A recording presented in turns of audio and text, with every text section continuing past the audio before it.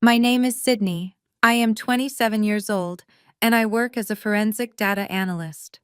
After my grandmother's funeral, I did not tell my parents she had secretly left her $25 million estate entirely to me.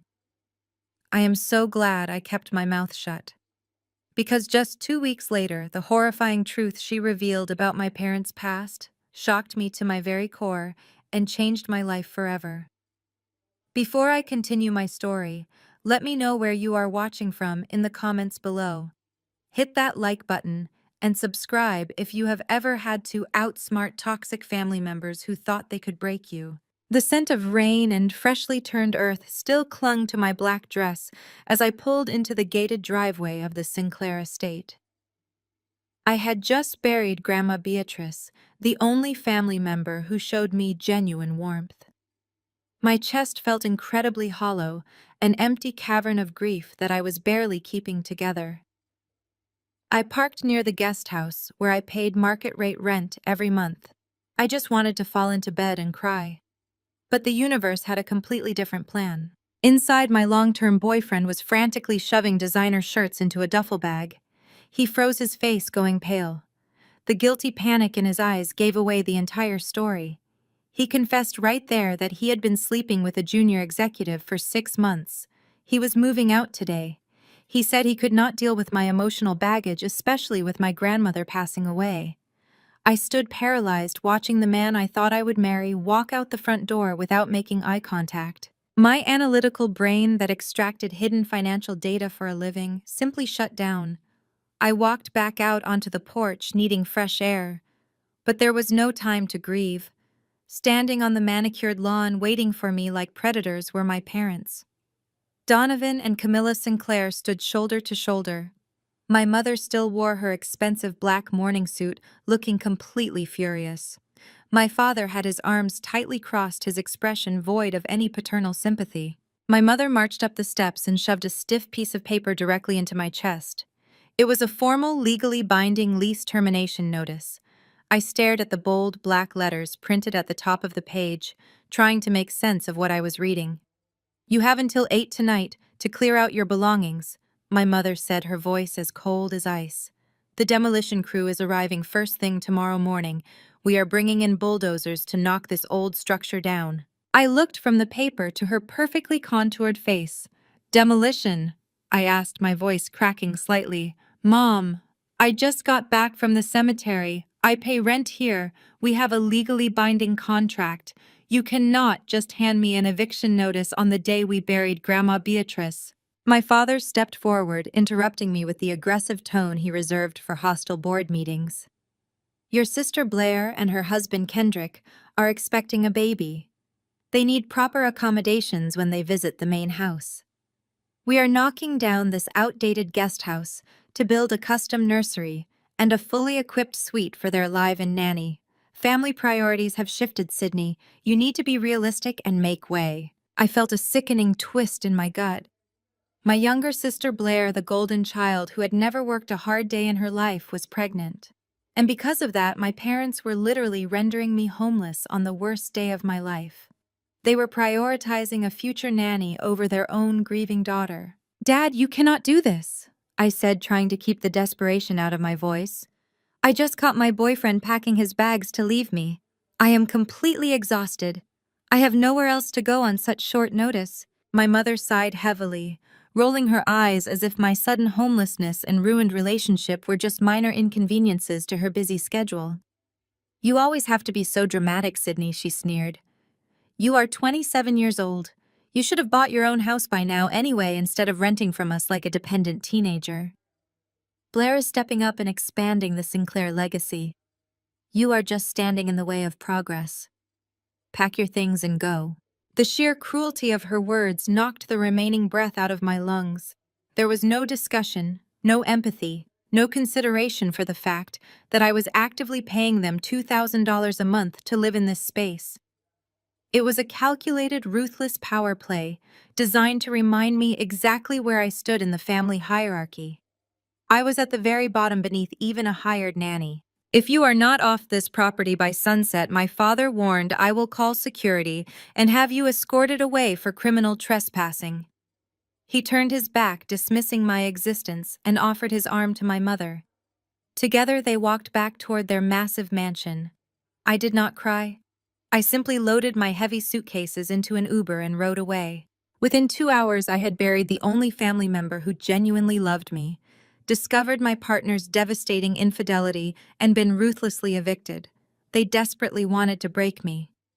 But as my shock transformed into burning anger, my phone suddenly rang. It was Elias Thorne, the estate attorney for my grandmother. "Sydney, we have a massive problem," he said, his voice frantic. "Your parents just filed an emergency injunction to freeze the entire trust. They submitted a court petition claiming you are mentally unstable and defrauded Beatrice on her deathbed." My forensic mindset instantly clicked back into high gear. They had no idea what kind of war they had just started. I lowered my phone from my ear, letting Elias Thorne's terrifying warning echo in my mind. An emergency injunction. My own parents were weaponizing a 5-year-old therapy file to freeze $25 million, declaring me mentally incompetent. My analytical brain rapidly compartmentalized the shock, turning raw betrayal into calculated data points. I needed to leave the property immediately to secure my legal defense. I grabbed the handle of my largest suitcase, but before I could drag it toward the curb, a pristine white Tesla Model X swerved onto the gravel driveway. The vehicle deliberately angled itself, blocking the path of the Uber I had just ordered. My younger sister Blair stepped out wearing a designer cashmere coat that cost more than my entire forensic software setup. Placing a protective hand over her perfectly flat stomach, she adopted the exaggerated posture of a fragile, expectant mother. Her eyes darted to the boxes stacked on the grass. A cruel, victorious smirk spread across her face. Blair did not offer a single word of condolence regarding Grandma Beatrice. Instead, she let out a sharp laugh, pointing at my luggage. "Look at this mess," she announced to the empty yard. "I told Mom and Dad you would drag your heels about moving out. We need the contractors to start measuring the guest house for the nursery by tomorrow morning. Do not make this harder than it has to be, Sydney." The passenger door closed with a quiet thud. Kendrick, my brother-in-law, stepped onto the gravel. As the CEO of a rising financial tech startup, Kendrick usually commanded a room with effortless authority, but today he stood stiffly, avoiding my gaze. He shifted his weight, adjusting his expensive watch, clearly uncomfortable with the hostility radiating from his wife. As an African-American man who built his corporate reputation on integrity, his silent complicity in my eviction felt glaring. He knew this ambush was unethical, but he chose the path of least resistance. Before I could maneuver my suitcase around their electric vehicle, the crunching of gravel signaled the return of my parents. They flanked Blair, forming a unified front of hostility. My father held a leather folio tight against his side. He pulled a thick stack of legal documents from the folio and shoved a silver pen toward my chest. "Since you are breaking your lease without notice, we are enforcing immediate penalties," he stated. "You owe us for the inconvenience and the sudden renovation costs. But we are willing to be generous. Sign this waiver and we will consider your debt settled." I did not take the pen. I kept my hands firmly gripped on my luggage handle, letting my eyes scan the top page of the document. It was a relinquishment form. They were demanding I sign away a symbolic 5% share of Grandma Beatrice's estate. The language was deliberately confusing. My mother stepped closer, tapping a manicured finger against the signature line. "It is just a formality, Sydney," she sneered. "Beatrice always intended for that small percentage to go toward family maintenance anyway. We need the cash flow to finalize Blair's nursery expansion, and you owe us for the financial burden you have caused by refusing to vacate smoothly. Sign it now, or we will involve our attorneys to garnish your wages." The sheer desperation radiating from their demands gave them away. My forensic data training had taught me how to spot financial panic. If they had successfully frozen $25 million, they would not be extorting a symbolic 5% share on a driveway. They needed this signature for a much darker purpose. The puzzle pieces rapidly locked together in my mind. Elias had said they petitioned the court claiming I was mentally unstable. If I signed this coercive document under duress right here on the lawn, Their lawyers would use it as hard evidence. They would present this signature to a judge as proof that I was erratic, easily manipulated, and fully willing to surrender my legal assets, confirming their false narrative about my mental decline. They did not just want the 5%. They were trying to manufacture my incompetence in real time. Kendrick finally cleared his throat, looking at the ground. "Maybe we should handle the paperwork later," he suggested, his voice low. "She just buried her grandmother today." Blair shot him a venomous glare, silencing him instantly. "Do not baby her, Kendrick. She is just acting stubborn because she is jealous of my baby." I looked at the four of them. My father holding the fraudulent trap, my mother vibrating with toxic entitlement, my sister bathing in her unearned victory, and my brother-in-law turning a blind eye to outright extortion. They craved an emotional reaction. They wanted me to scream or cry so they could document my instability. I gave them absolutely nothing. Maintaining a stone-cold silence, I bypassed the pen completely. I grabbed the handle of my heaviest suitcase and shoved it past Blair, forcing her to jump back. I dragged my belongings around the gleaming bumper of the Tesla and marched straight toward the waiting Uber that had finally managed to pull up to the curb. My silence shattered their control. Camilla lost her mind. She lunged forward, her voice cracking into a shrill, hysterical scream. "You walk away now and you are cut off forever," she shrieked, her hands balled into tight fists. "Do you hear me?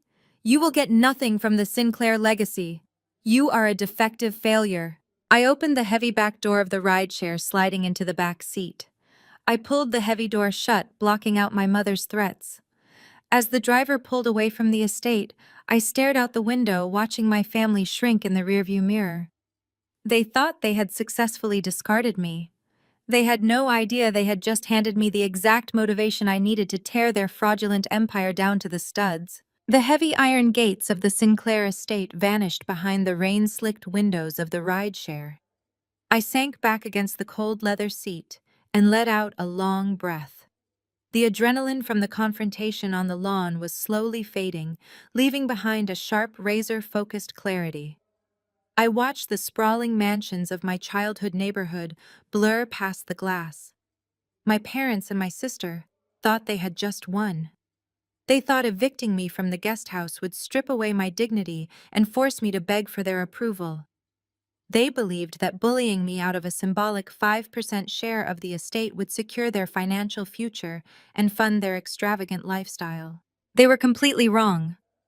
I reached deep into the hidden interior pocket of my black morning coat. My fingers brushed against cold, heavy metal. I pulled out a military-grade titanium-encrypted USB drive. I held it up, allowing the passing streetlights to catch its dull gray surface. It was no larger than my thumb, but it held the power to obliterate the entire Sinclair family hierarchy. Grandma Beatrice had given this drive to me exactly 48 hours before she slipped into a coma. She had called me into her hospital room, dismissed the nurses, and locked the door. Beatrice was a sharp, brilliant woman who built her fortune from the ground up. She saw right through my father Donovan. She knew his country club memberships and luxury cars were just smoke and mirrors, hiding a crumbling mountain of debt. She knew my mother Camilla cared only about maintaining a flawless social facade, and she knew that if they ever got their hands on her life's work, they would bankrupt the family within a year. So she made a choice, a legally binding, irrevocable choice. Grandma Beatrice did not leave the estate to Donovan. She did not leave a trust for my sister Blair or her unborn child. She bypassed her own son entirely. The dramatic irony tasted almost sweet in the back of my throat. My parents had just threatened to call the police to remove me from a rented guest house without realizing I owned the very ground they were standing on. The drive in my hand contained the master cryptographic keys and the digital access codes to the Beatrice Sinclair Generation Trust. The entire $25 million fortune had been left solely and exclusively to me. I ran my thumb over the smooth titanium casing. I was not the discarded defective daughter they had just mocked on the driveway. I was the sole heir to a $25 million empire. Beatrice had chosen me because of my forensic data background. She knew I had the analytical skills to protect the assets and the spine to stand up to my father when the time came. She had trusted me to be the custodian of our family's true legacy. For the first time since my grandmother took her last breath, a profound sense of peace washed over me. I felt a surge of absolute control. The grief was still there, but it was now armored in purpose. I mentally calculated my next steps. I needed to go to my secure apartment, set up my forensic servers, and begin the decryption process. Then, I would formally execute the transfer of power. I imagined the look on my father's face when the bank notified him that his accounts were cut off. I pictured my mother's perfectly contoured expression cracking when she realized the daughter she just evicted was now her landlord. The power dynamic had not just shifted, it had completely flipped. I leaned my head against the cool window, letting a quiet smile touch my lips. I was safe. I was in control. The worst was over. Suddenly, the harsh ringing of my cell phone shattered the quiet hum of the car engine. I pulled the phone from my purse. The caller ID flashed brightly in the dark back seat. It was Elias Thorne. Elias was Grandma Beatrice's personal estate attorney and a fiercely loyal family confidant. He was the only other person on the planet who knew the contents of the titanium drive and the true nature of the $25 million trust. I swiped the screen to answer, expecting a solemn but professional greeting to coordinate the official reading of the will. "Hello, Elias," I said, keeping my voice calm and measured. "I just left the estate. I have the drive secured. We can begin the transfer protocol whenever you are ready to process the paperwork." There was no professional greeting. There was no calm coordination. "Sydney, we have a massive problem," Elias said. His voice was completely unrecognizable. The usually stoic, unflappable attorney sounded breathless. He was practically shouting into the receiver, and I could hear the frantic shuffling of paper and the slamming of filing cabinet drawers in the background. I sat up straight, my grip tightening on the phone. The surge of control I felt just moments ago evaporated instantly. "Elias, what is wrong?" I asked. "What is happening?" "Sydney, you need to listen to me very carefully," he urged, his words tumbling out in a panicked rush. "Your parents did not just kick you off the property. They staged that confrontation to distract you while their legal team went straight to the courthouse. They bypassed the standard probate process. They just filed an emergency, ex parte injunction to freeze the entire $25 million trust." The titanium drive suddenly felt like a block of ice in my hand. "Freeze the trust." I repeated, my forensic brain trying to process the legal impossibility of what he was saying. "Elias, how is that even possible? The trust is ironclad. Grandma Beatrice made me the sole beneficiary. They have no legal standing to freeze those assets." "They do if they challenge your fundamental competency," Elias fired back. "Sydney, they submitted a sealed court petition to a sympathetic judge. They are claiming you are severely mentally unstable. They filed sworn affidavits stating you suffered a psychological break and that you actively defrauded Beatrice on her deathbed to manipulate her into changing the will." The air vanished from my lungs. The sheer audacity of their lie was staggering. "The judge signed the emergency order 10 minutes ago." Elias continued, his voice dropping to a grim whisper. "The accounts are completely locked down. You cannot access a single dime of the $25 million. Sydney, they are framing you for elder abuse and fraud. If we do not fight this injunction immediately, you are not just going to lose the money, you are going to federal prison." The ride to the downtown financial district took exactly 18 minutes. I barely registered the blurring city streets outside the window. My mind was locked into survival mode, cataloging every detail of Elias Thorne's warning. I paid the driver, leaped out of the car, and sprinted through the revolving glass doors of the high-rise building. I bypassed the receptionist entirely, taking the elevator straight to the 42nd floor. I expected to find Elias pacing in his private office, surrounded by open law books and a whiteboard full of defense strategies. Instead, the secretary gave me a tight, panicked smile and pointed toward the main glass-walled conference room. I pushed open the heavy double oak doors, and the temperature in the room seemed to drop 10 degrees. It was a calculated ambush. Elias sat at the far end of the massive mahogany table. His jaw was clenched tight and his hands were flat against the wood. He shot me a sharp, warning look, communicating 1,000 apologies in a single glance. He had been cornered. Lining the opposite side of the table was a wall of expensive tailored suits. 3 high-priced corporate litigators sat with their laptops open, looking like sharks smelling blood in the water. And sitting right in the center, radiating absolute arrogant satisfaction, were Donovan and Camilla Sinclair. They had beaten me here. They treated this completely like a hostile corporate takeover, and I was the target they intended to liquidate. "Sydney, please take a seat," Elias said, his voice tight with restrained anger. Opposing counsel insisted on serving these documents directly despite my objections. I did not sit down. I stood at the opposite end of the table, maintaining my physical and emotional distance. My father leaned back in his leather executive chair, steepling his fingers.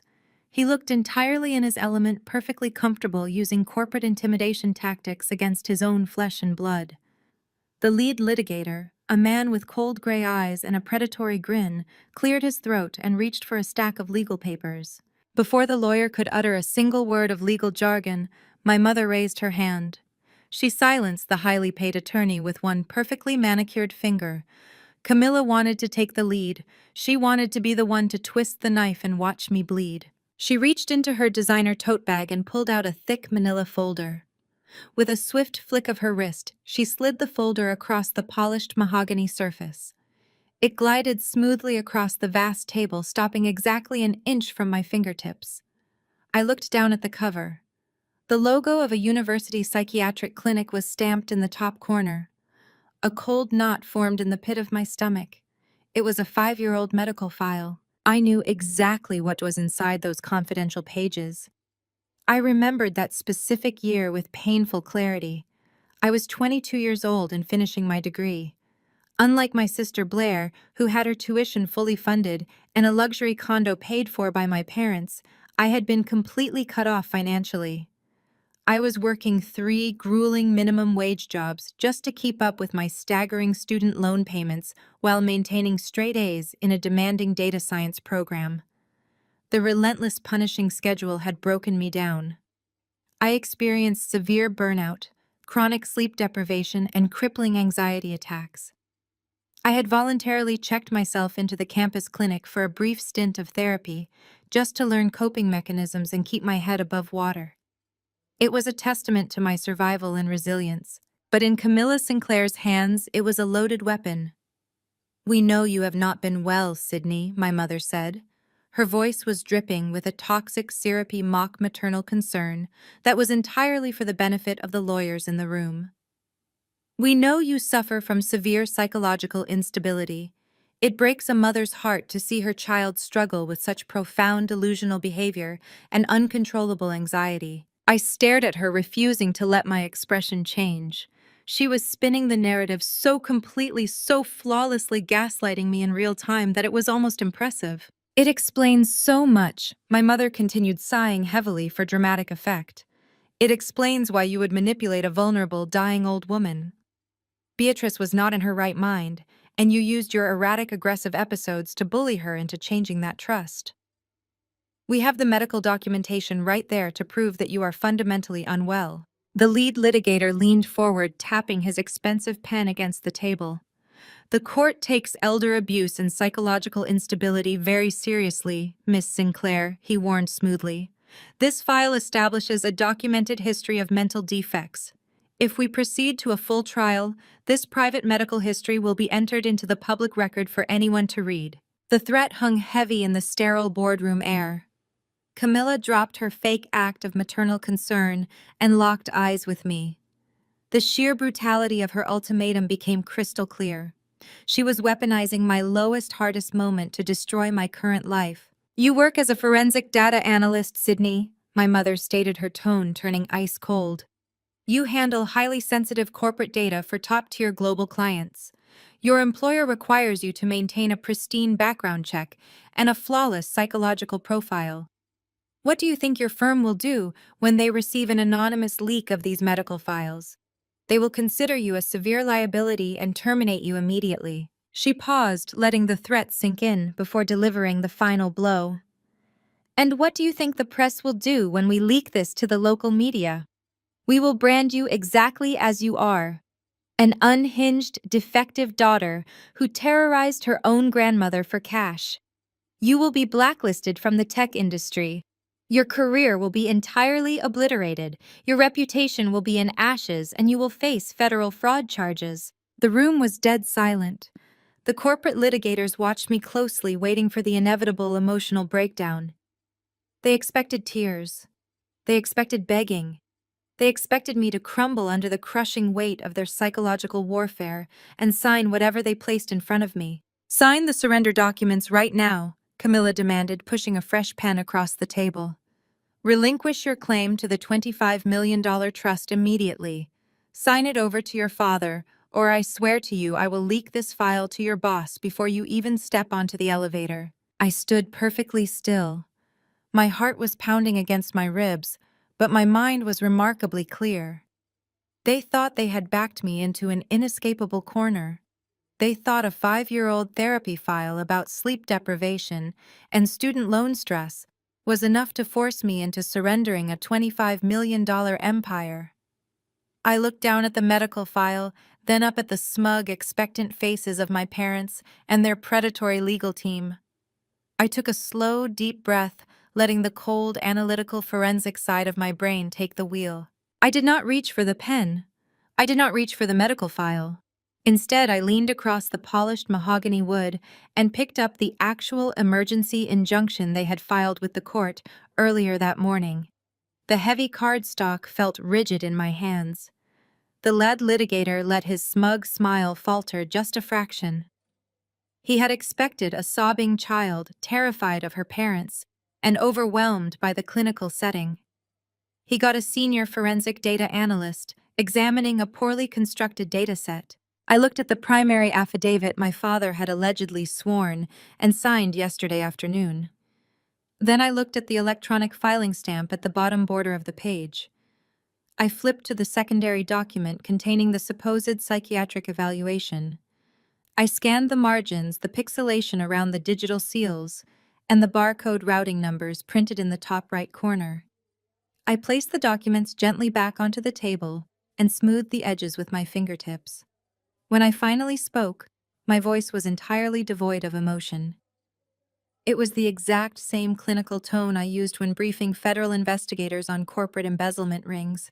"You should really run your extortion material through a basic metadata scrubber before presenting it to a forensic analyst," I said. My mother scoffed, crossing her arms tightly. "Do not try to bluff your way out of this, Sydney. It is pathetic." I ignored her completely, focusing my gaze entirely on the lead litigator. His gray eyes narrowed defensively. "This emergency injunction was supposedly filed and stamped by the county clerk at 9 o'clock yesterday morning," I stated, tapping the bottom of the page. "However, the PDF rendering artifacting on this printed copy, specifically the kerning and pixel degradation around the digital signature, indicates this document was generated using Adobe Acrobat Pro version 22.4. That specific software update rolled out globally at 2 o'clock yesterday afternoon. That is exactly 5 hours after this document was allegedly finalized and filed." The litigator stiffened. The two junior lawyers beside him suddenly stopped typing on their laptops. The rhythmic clicking of keyboards ceased, leaving a heavy, dead silence in the room. I continued, my voice echoing against the glass walls. "Furthermore, the cryptographic hash value printed in the electronic filing margin does not match the standard municipal server routing format. You did not file this yesterday morning. You mocked up a fake filing stamp using a third-party generator. You flattened the image layers to hide the edits and backdated the metadata to make it look like the judge signed off on an existing psychological evaluation before my grandmother actually passed away. You digitally altered a federal court document." My father shifted uncomfortably in his executive chair. "She is talking nonsense. She is having an episode. Shut her down right now." But the lawyers were not looking at my father. They were staring at the documents in front of them with sudden, sickening realization. "Let us talk about the supporting affidavits," I said, leaning forward and resting my forearms on the table.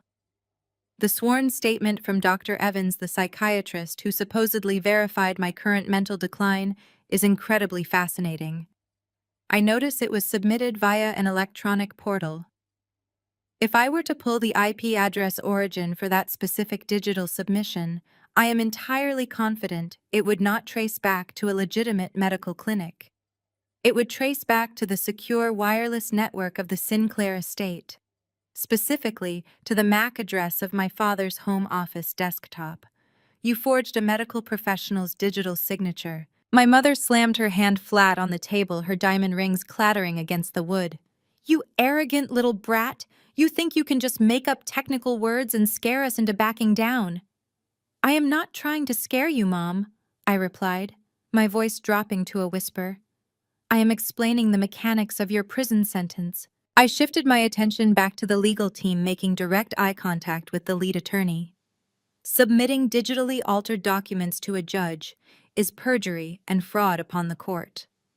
Forging a medical affidavit to wrongfully freeze a $25 million estate is grand larceny. And presenting a stolen medical file to extort a signature under the threat of public defamation is a direct violation of federal blackmail statutes. As licensed officers of the court, your participation in this meeting makes you active co-conspirators in a criminal enterprise. The lead litigator's face drained of all color. The arrogant corporate shark from 5 minutes ago was gone, entirely replaced by a man staring at the very real possibility of immediate disbarment and federal indictment. He knew I was right. He knew that if I walked out of this room and handed this paperwork over to the FBI Cybercrimes Division, his lucrative career would be over before lunchtime. Sydney, we were simply presenting a settlement option. The lawyer stammered, his voice suddenly tight and defensive. There is no need to escalate this to allegations of fraud. The metadata does not lie, I said coldly. But human beings do. I can have my secure server isolate the true creation timestamps of these documents in under 3 minutes. I can prove exactly when they were altered and exactly which computer network in your law firm processed the fake filing stamps. Panic erupted on the legal side of the table. The two junior lawyers rapidly slammed their laptops shut, physically distancing themselves from the printed documents as if they were radioactive. My father, oblivious to the shifting tide, puffed out his chest. You work for us, he barked at the lead attorney. Do not let this unstable girl lecture you. Force her to sign the relinquishment immediately. The lead litigator stood up abruptly, his chair scraping loudly against the hardwood floor. He did not look at me. He looked at Donovan and Camilla with absolute, unfiltered rage. Mr. Sinclair, the lawyer said, his voice trembling with barely controlled panic. You assured me these affidavits were securely obtained and legitimately filed through proper municipal channels. You assured me the electronic signatures were fully verified by the medical clinic. They are verified, my father lied, his face turning a dark shade of red. She is bluffing. I am not losing my law license for you, the attorney snapped. He turned to his associates. Gather the files, all of them. Leave the surrender waivers. What are you doing? My mother shrieked, standing up and grabbing her designer bag. We pay you a massive retainer to handle her. Handle her. The litigator pointed a shaking finger at the conference room door. Get out. My father blinked, stunned by the sudden command. Excuse me. Get out of my office immediately, the lawyer yelled, losing all professional composure. Both of you. Your retainer is terminated as of this exact second. If you do not leave these premises right now, I will call building security and have you physically removed. And if the federal authorities contact this firm regarding these altered documents, we will turn over all communication records between you and this office. Camilla opened her mouth to scream, but Donovan grabbed her arm hard. He finally realized the gravity of the situation. His expensive legal shield had just collapsed, leaving him completely exposed to federal charges. His face flushed with a mixture of profound humiliation and sudden terror. He practically dragged my mother toward the double-glass doors. They did not look back at me as they fled.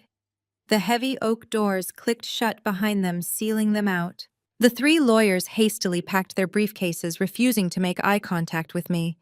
They practically sprinted out of the room through a side door, leaving the forged injunction and the 5-year-old medical file sitting uselessly on the table. I was finally alone. The air in the boardroom felt completely different. The suffocating pressure was gone. I let out a long breath, rolling my shoulders to release the tension. I had not shed a single tear. I had not raised my voice. I had simply used their own digital footprints to construct a flawless, impenetrable defense. The heavy oak doors remained sealed, shutting out the chaos my parents had dragged into the building. I stood alone in the center of the vast conference room, listening to the quiet hum of the climate control system. The adrenaline that had fueled my forensic deconstruction of their fraudulent injunction slowly receded. The frosted glass door connecting to the private executive suite clicked open. Elias Thorne stepped back into the room. He had silently excused himself the moment my mother presented the forged medical file, presumably to avoid becoming a hostile witness. But he had heard every word through the intercom. The veteran estate attorney looked at me with a mixture of profound relief and undisguised awe. He locked the primary doors and triggered the privacy blinds, sealing us off from the rest of the firm. "You dismantled a team of apex corporate litigators in less than 5 minutes, Elias said, his voice tight with lingering disbelief. "I was preparing to fight a grueling multi-month probate battle, and you neutralized their entire strategy using a software update timestamp." "They left me no choice," I replied, closing my laptop. "Now we need to permanently secure the trust before my father finds a legal team desperate enough to try a different angle." Elias shook his head. "Your grandmother already accounted for that contingency." He walked over to a concealed wall panel hidden behind a framed abstract painting. He pressed his thumb against a biometric scanner, and the panel slid open to reveal a hidden compartment. He reached inside and pulled out a heavy, matte black steel box. He carried it to the conference table and set it down in front of me with a solid mechanical thud. It was a military-grade digital safe. The casing was composed of reinforced tungsten without a single visible seam hinge or traditional keyhole.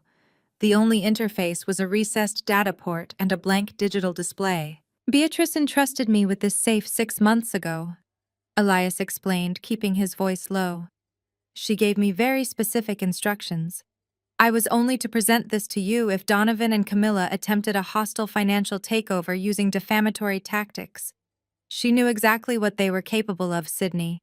She knew they would try to break you." I stared at the black box. My grandmother had orchestrated this entire sequence of events, predicting my parents' aggressive greed with terrifying accuracy. I pulled the titanium USB drive from my pocket and connected a secure tether cable from my laptop to the safe's recessed data port.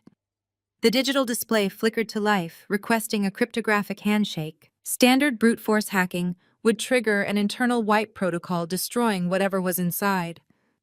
I did not use standard methods. I bypassed the conventional interface and loaded a highly specialized decryption algorithm I had developed during my graduate research. The program was designed to unravel polymorphic encryption layers by predicting the structural shifts in the code before they happened. I executed the script. Lines of hexadecimal code cascaded across my screen, reflecting in the polished mahogany of the conference table. The algorithm engaged identifying the shifting cipher keys and systematically locking them into place. A loud metallic clack echoed through the room as the internal locking mechanism disengages. The heavy lid popped open a fraction of an inch. I lifted the tungsten lid. Nestled inside custom-cut foam was a ruggedized digital tablet. I pressed the power button. The screen illuminated instantly, bypassing any operating system menus and loading directly into a secure video playback interface. A single thumbnail image sat in the center of the screen. It was Grandma Beatrice. I tapped the screen. The video began to play. She was sitting in her home library, bathed in warm afternoon light. She looked sharp, vital, and completely in command of her faculties. The sight of her made my chest tighten, but I forced myself to focus on her words. "Hello," Sydney, Beatrice said, looking directly into the camera lens. "If Elias has given you this safe, it means I am gone and my son has shown his true colors. Donovan and Camilla have undoubtedly tried to crush you to seize control of the estate. They rely on intimidation because they lack intelligence. But I raised you to be smarter than them. Beatrice leaned forward, her expression hardening into absolute steel. I did not just leave you the money, Sydney. I rigged the legal framework of the Generation Trust with a hidden structural trigger. When Donovan filed that fraudulent injunction against you, he tripped a wire. The moment those false documents were entered into the county system, a localized dead man's switch activated.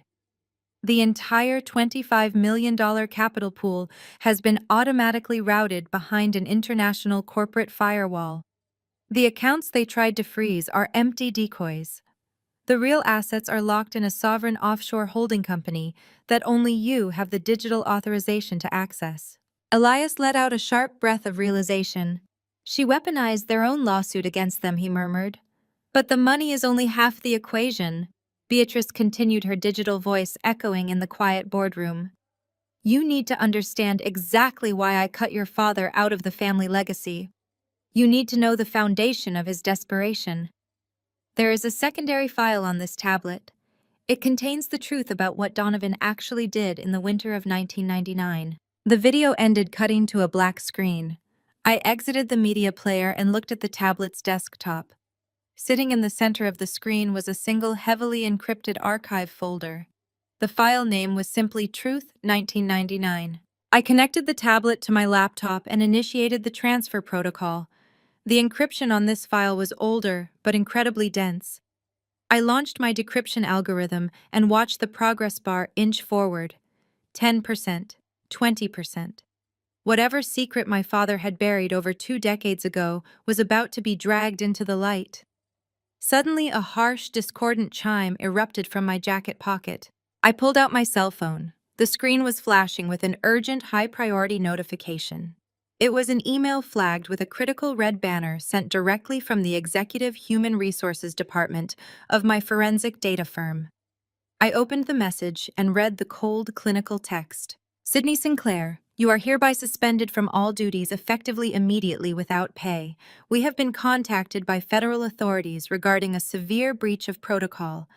You are currently pending a full federal investigation into corporate data theft and the unauthorized manipulation of sensitive client files. You must surrender all company hardware instantly. I stared at the glowing screen. The decryption progress bar on my laptop hit 50%. My parents had failed to steal the $25 million, so they had instantly executed a secondary catastrophic strike. They had contacted my employer and framed me for a federal cybercrime, cutting off my only source of income and attempting to destroy my professional life before I could uncover their darkest secret. The glaring red banner on my phone screen bathed the quiet conference room in a harsh warning light. A federal investigation. My parents had pulled the ultimate lever. They knew they lacked the technical intelligence to beat me in a direct digital confrontation, so they had falsely accused me of corporate cybercrimes.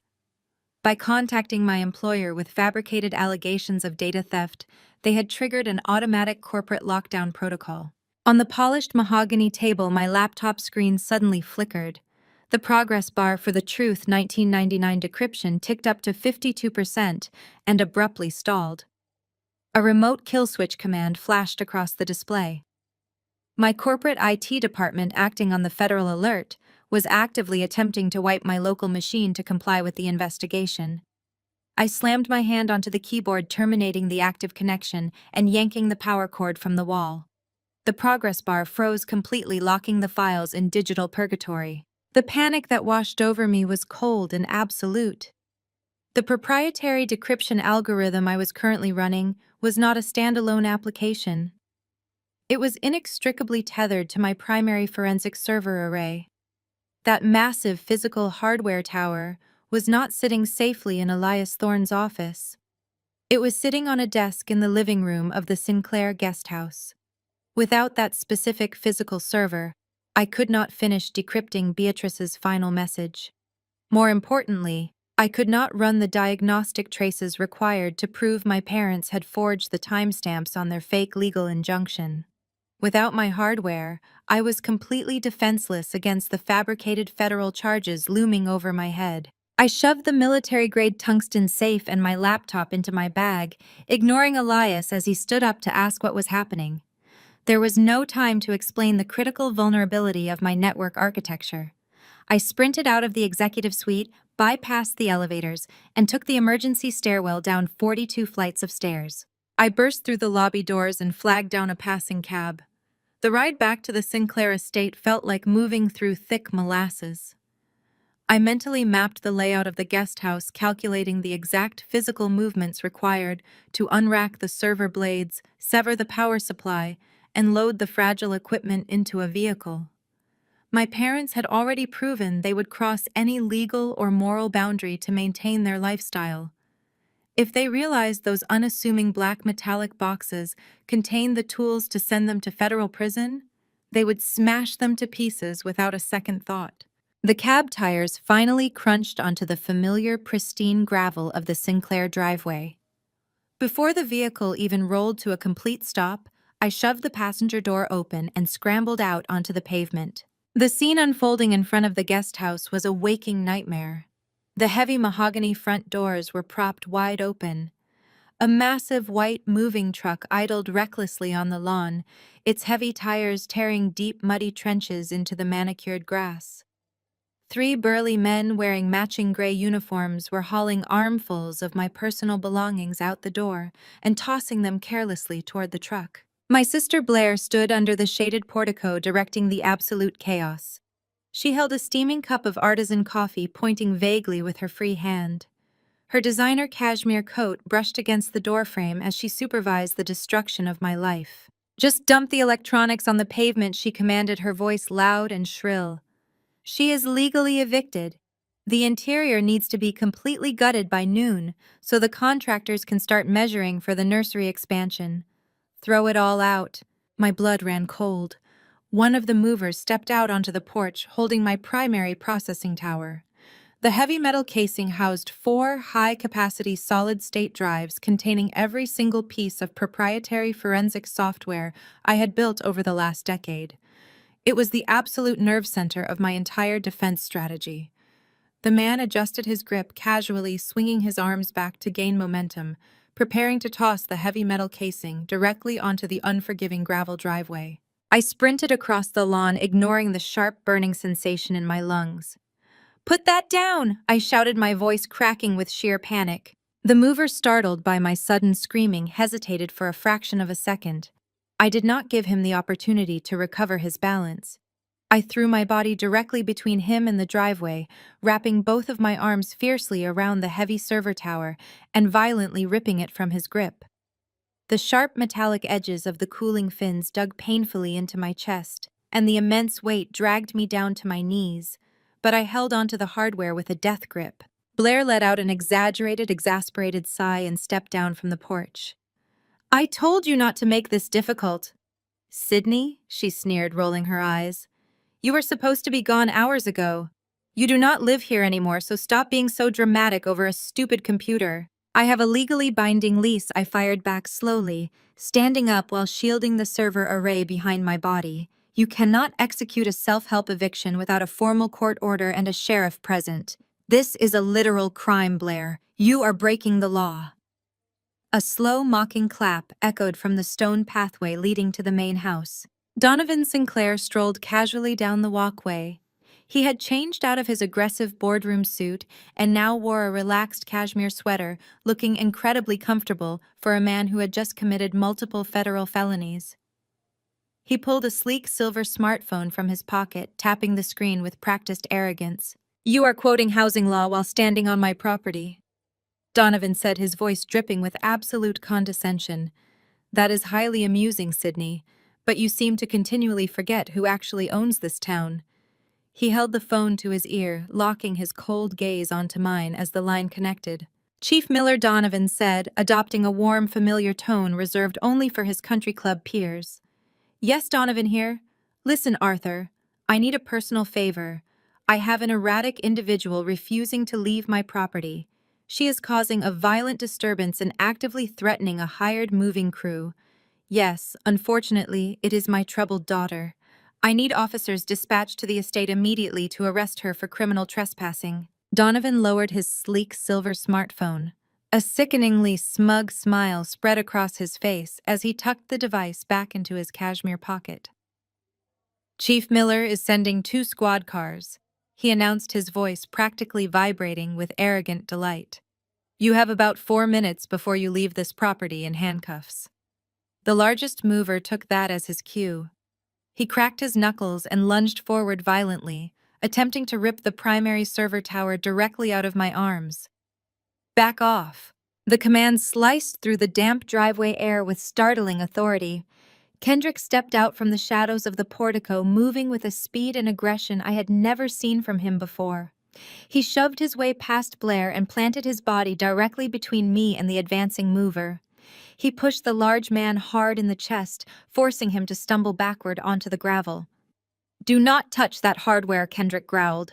As a man who built a highly successful career, engineering corporate data infrastructures, watching brute force applied to enterprise-grade servers was apparently his absolute breaking point. He turned to me, his eyes dropping to the sharp metallic cooling fins currently digging into my ribs. Without asking permission, he gently but firmly took the heavy casing from my grip. Pop your trunk, he muttered. I hit the unlock button on my key fob. My older model sedan was parked just inches from the rear bumper of the idling moving truck. Kendrick carried the server over and carefully slid it into my trunk, wedging it securely against the back wall to prevent it from shifting during transit. He slammed the lid shut and spun around to face the portico. Kendrick, what are you doing? Blair shrieked, her voice echoing off the stone facade of the main house. She stomped down the steps, pointing an accusing finger at my car. She is a trespasser. Put that trash down and let them throw it out. Are you completely out of your mind? Kendrick yelled back, his face flushed with unfiltered disgust. You are supposed to be my wife. You are supposed to pick a side. I am picking a side, Kendrick fired back, stepping toward her. I am picking the side that does not destroy irreplaceable data and extort family members on a driveway. He turned his head and locked eyes with me. Get in your car, Sydney. Drive. I did not waste a single second. I slid behind the wheel, fired up the engine, and slammed my foot on the gas. The tires spun wildly on the gravel before catching traction. As I sped through the massive iron gates of the Sinclair estate, the high wail of police sirens echoed in the distance, heading rapidly toward my former home. I merged onto the highway and disappeared into the afternoon traffic. I drove aimlessly for over an hour, putting miles of highway between myself and the wealthy enclave of my childhood. I exited the interstate on the edge of the city limits and pulled into the cracked, potholed parking lot of a cheap roadside motel. The neon vacancy sign buzzed erratically, casting harsh pink shadows across the asphalt. It was perfectly anonymous. I paid the front desk clerk in cash, retrieved my equipment from the trunk, and dragged the heavy server tower into room 114. The room smelled faintly of stale smoke and harsh industrial bleach. I threw the deadbolt on the flimsy wooden door, shoved a heavy armchair under the handle, and pulled the blackout curtains tightly shut against the failing daylight. I swept a stack of cheap tourist brochures off the laminate desk and hauled the server onto its surface. I bypassed the motel's questionable power strips and plugged my hardware directly into the wall outlet. The familiar, comforting roar of the cooling fans filled the cramped space. I connected my laptop with a heavy-duty data cable and booted up the system. The progress bar for the truth.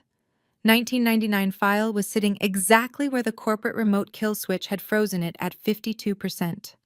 With my physical server back online and fully disconnected from my employer's compromised network, my proprietary decryption algorithm surged back to life.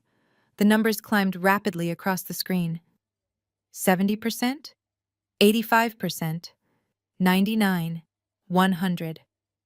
A satisfying green unlock icon flashed across my monitor. I opened the decrypted archive. It was a massive directory containing hundreds of scanned court records, financial ledgers, and highly confidential hospital reports. I sorted the files chronologically, opening the very first document. It was dated November 1999. I was exactly 2 years old. It was a police collision report. A commercial delivery truck had run a red light at an intersection and broadsided our family sedan. The impact had been catastrophic, specifically on the passenger side where my car seat was strapped. I opened the attached medical file. The black and white text detailed a horrific list of critical injuries: fractured ribs, a collapsed lung, and severe internal bleeding. I had spent 6 agonizing weeks in a pediatric intensive care unit fighting for my life. I clicked the next document. It was a civil court decree. The commercial trucking company corporate insurance division had settled out of court to avoid a highly publicized trial involving a critically injured toddler. The judge had awarded a personal injury settlement of exactly $5 million.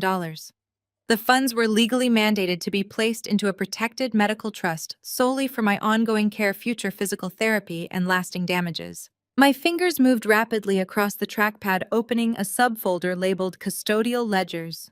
The paper trail Grandma Beatrice had compiled was sickeningly clear. Donovan and Camilla had petitioned the court to act as the sole financial custodians of my medical trust. Once granted access, they systematically dismantled the protective legal structures. They forged signatures, fabricated ongoing medical invoices, and steadily siphoned the funds directly into their private offshore accounts. Beatrice had documented every single stolen dollar. My blood money had not paid for my physical therapy. It had paid for the down payment on the massive Sinclair estate I had just fled. It had funded Camilla exorbitant country club initiation fees. It had propped up Donovan's string of failing, desperate business investments. They drained the entire $5 million in less than 3 years, leaving the trust completely empty. The final document in the folder was a collection agency notice. When I turned 18, I began receiving aggressive phone calls regarding unpaid hospital bills and outstanding surgical debts. My parents had convinced me it was a normal byproduct of the American healthcare system. They told me I had to take on extra jobs to pay off my own childhood medical debt. They watched me work myself to the bone, watched me suffer through severe burnout and anxiety, knowing the entire time they had stolen the $5 million meant to protect me. I sat in the dim light of the motel room, staring at the harsh glow of the laptop screen. The cold, analytical detachment of my forensic training vanished entirely, replaced by a searing, righteous fury. My parents had not just stolen my money. They had stolen my safety, my peace, and the physical agony of a 2-year-old child to buy themselves a luxury lifestyle. They were monsters, and I was going to tear their fraudulent world apart. The physical act of tracing the stolen funds required absolute focus. I partitioned my screen, dedicating the left monitor to the decrypted custodial ledgers and the right to a global banking transaction database. Donovan and Camilla were greedy, but they were not completely financially incompetent. They knew a sudden influx of $5 million into their personal checking accounts would trigger immediate audits by the Internal Revenue Service, so they layered the theft. I isolated the first withdrawal, dated just 3 months after the settlement was awarded. It was for $50,000, routed under the guise of an experimental pediatric physical therapy clinic. I pinged the clinic's tax identification number. It did not exist. The routing number actually belonged to a private wealth management front incorporated in Delaware. Over the next 4 hours, I mapped all 74 withdrawals. My parents had used a web of fictitious medical providers and rehabilitation centers to justify draining the trust. Each withdrawal was funneled into a network of domestic shell companies. I ran a recursive tracking script, forcing my system to follow the digital breadcrumbs left behind by the wire transfers. The Delaware accounts pushed the money to Nevada, then quickly wired the funds to offshore banking havens. I watched my visual mapping software draw bright red lines across a digital globe. The $5 million shattered into hundreds of microtransactions, bouncing rapidly between accounts in the Cayman Islands, the British Virgin Islands, and the Seychelles. It was a sophisticated corporate wash cycle. The constant erratic movement was designed to confuse forensic accountants and bury the original source of the capital forever. But my proprietary algorithm was built precisely to hunt down ghost capital. I initiated a sequence that ignored the sheer volume of transactions and instead tracked the unique cryptographic markers attached to the initial banking authorization codes. The software chewed through the data, reassembling the shattered financial fragments. It took nearly an hour of heavy processing, but the red lines on the map slowly began to converge. By 2012, the stolen money had been thoroughly laundered and consolidated into a single offshore holding entity registered in the Cayman Islands under the name Apex Vanguard Solutions. I breached the Cayman corporate registry, bypassing their basic security protocols in seconds. The listed director of Apex Vanguard was a known corporate proxy, a ghost entity used by hundreds of shell companies to shield their owners. But the beneficial ownership documentation, buried deep in the server's backend, revealed the absolute truth. The sole proprietor with ultimate executive control over the account was Donovan Sinclair. I rubbed my tired eyes, the harsh blue light of the monitor burning my retinas. The next step was determining how Donovan had deployed the scrubbed capital. The ledgers showed he had bled nearly $2 million over the years to sustain their lavish lifestyle, covering mortgage payments on the massive estate, luxury vehicles, and Camilla's endless country club expenses. But the remaining $3 million had been moved in a single massive block. I isolated the specific transfer. In 2018, Apex Vanguard wired exactly $3.2 million back into the United States. The destination was a secure escrow account managed by a Silicon Valley venture capital incubator. I ran a targeted query on the escrow routing number. The result flashed across my screen, hitting me with the force of a physical blow. The beneficiary of the $3.2 million wire transfer was Sentinel Financial Technologies. I stopped breathing. Sentinel was Kendrick's company. My brother-in-law was a brilliant software architect. He had designed a revolutionary payment processing platform that eventually disrupted the entire commercial banking sector. But Kendrick came from a working-class background in Detroit. He had the genius, but he severely lacked the capital to launch the platform. I remembered the family lore vividly. Donovan had always bragged about recognizing Kendrick's potential, early on stepping in as the primary angel investor to get Sentinel off the ground. It was the reason Blair had met him. It was the reason he was part of the family. My hands flew across the keyboard, pulling the original seed funding agreements from Sentinel's corporate filings. Donovan had structured the investment perfectly. He used the laundered $3.2 million to purchase a 49% controlling stake in the startup. My parents had not just stolen my medical settlement to buy designer clothes. They had used the blood money from my childhood car accident to purchase half of what was now a billion-dollar fintech empire. I needed to know if Kendrick was complicit. If he had known the origin of the capital, he was just as guilty as my parents. I initiated a deep dive into Kendrick's early personal communication logs and the metadata attached to the original funding contracts. I cross-referenced his digital footprint from 2018 against Donovan's offshore accounts. The data exonerated him completely. Kendrick's internal emails to his early development team expressed profound gratitude for Donovan's legitimate venture capital. The financial disclosures showed Kendrick had run standard background checks on the funding, but Donovan had used a pristine secondary investment firm to front the Apex Vanguard money.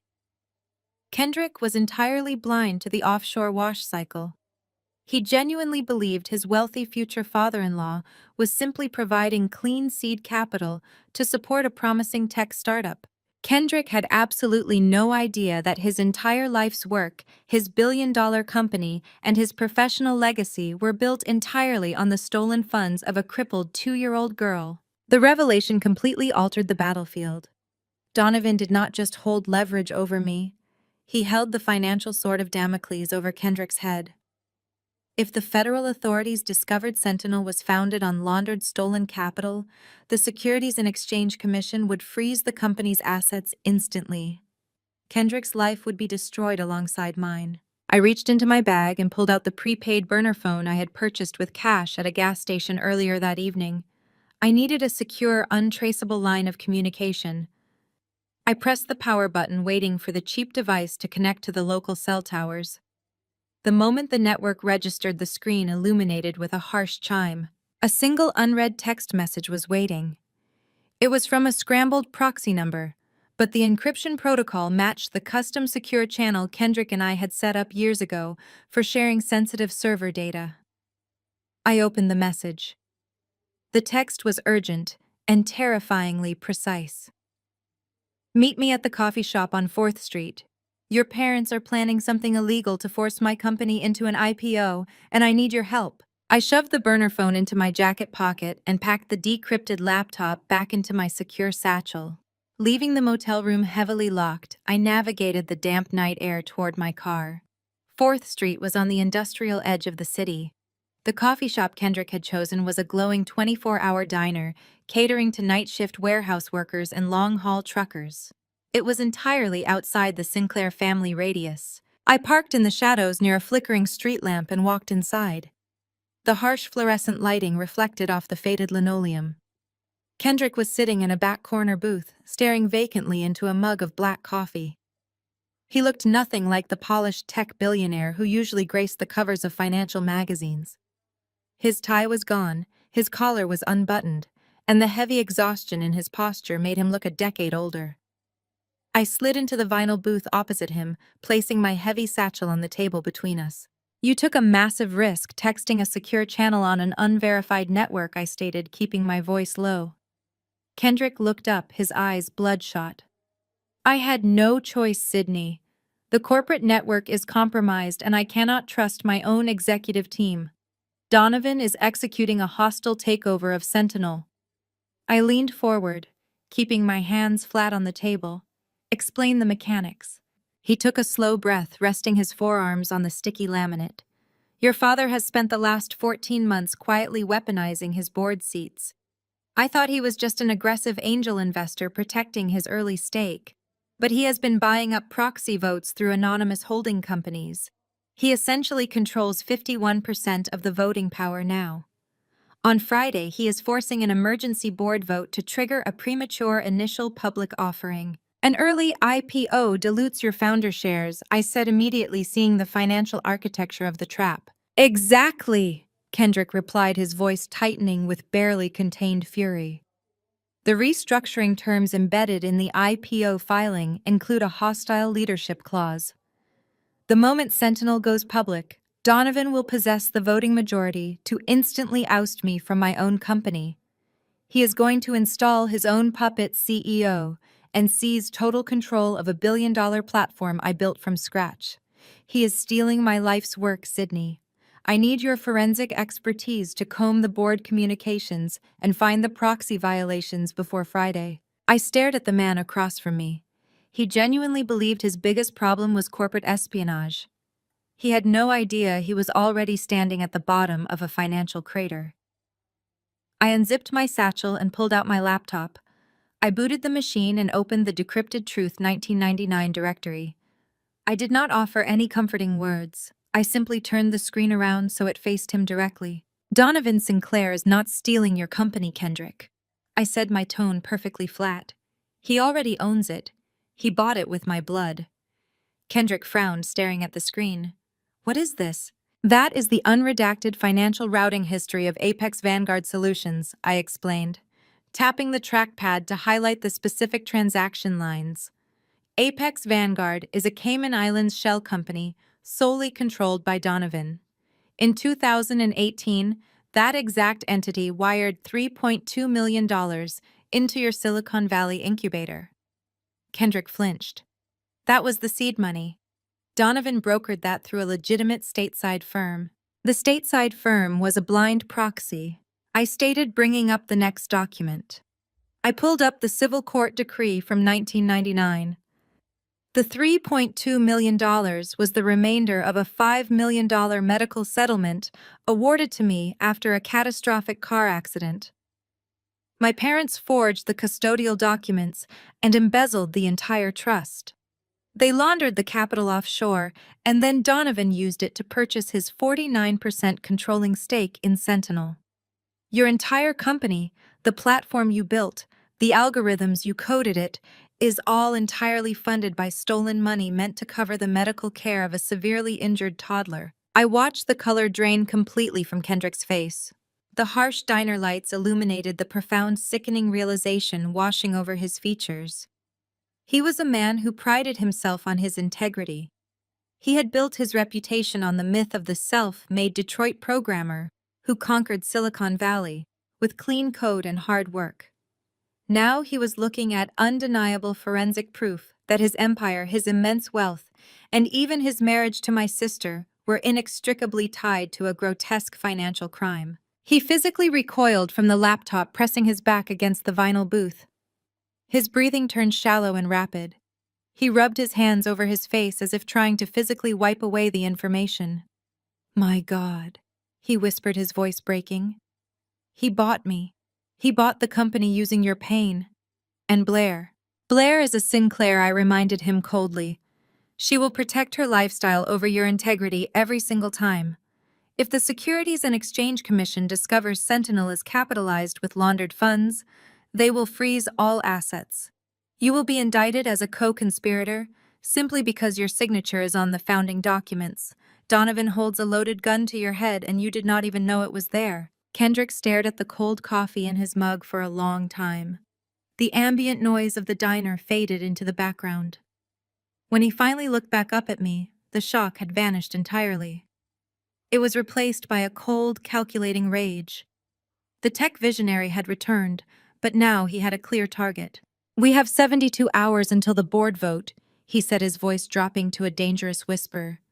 "If I expose the origin of the seed money now, Sentinel collapses and thousands of my employees lose their livelihoods. But if Donovan takes control, he will strip the company for parts anyway. I need a third option. I need to amputate him from the corporate structure completely." I closed my laptop and rested my hands on the metallic casing. I can trigger an automated federal freeze on Donovan's specific proxy shares without exposing the core foundation of Sentinel. If his shares are frozen pending a targeted embezzlement investigation, his voting power is nullified. The IPO vote fails, and you retain executive control. But I cannot do that from the outside. I need a direct, untraceable access point to trace the rest of his internal embezzlement. Kendrick did not hesitate. He grabbed a paper napkin from the dispenser and pulled a pen from his jacket. He quickly scribbled an IP address, an administrative username, and a complex string of alphanumeric characters.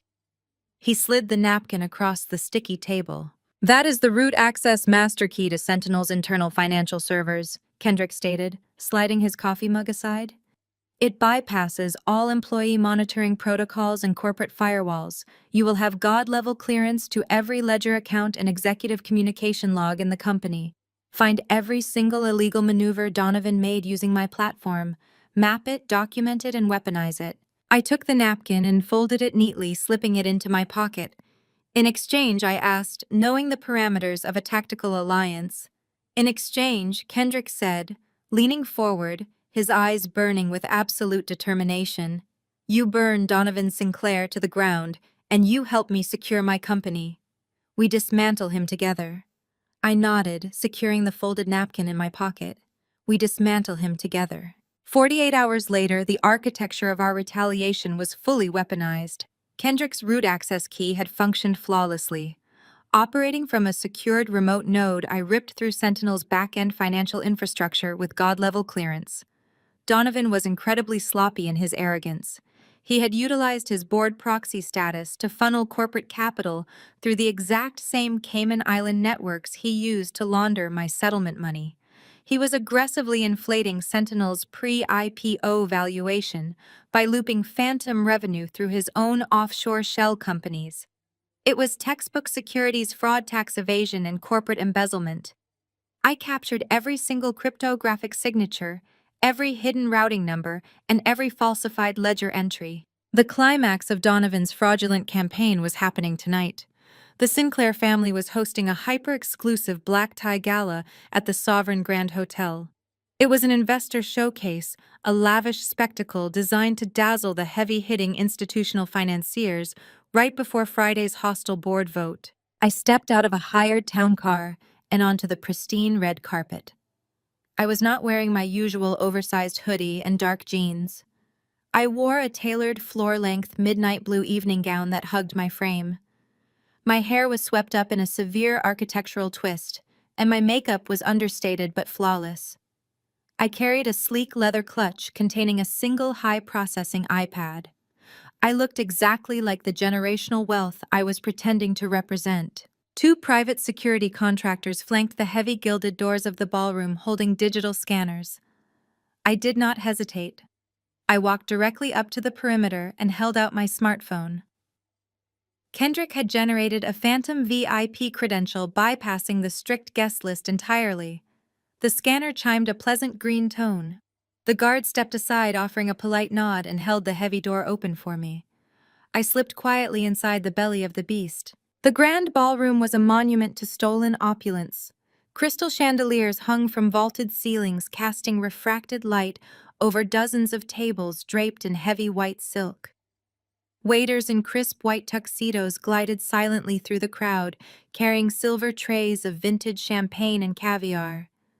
The room buzzed with the low hum of predatory wealth, the clinking of crystal, and the scent of expensive perfume. A hush fell over the room as the live string quartet faded out. A brilliant white spotlight illuminated the main stage. Camilla stepped up to the microphone wearing a custom diamond-studded gown, paid for by my shattered ribs. She looked out over the crowd of investors, pressing her hand to her chest in a grotesque display of manufactured humility. "Thank you all for being here tonight," Camilla purred, her voice echoing through the state-of-the-art sound system. When my husband Donovan and I first recognized the potential of Sentinel Technologies, we knew we were investing in more than just software. We were investing in family. I stood near a towering floral arrangement, keeping my face in the shadows.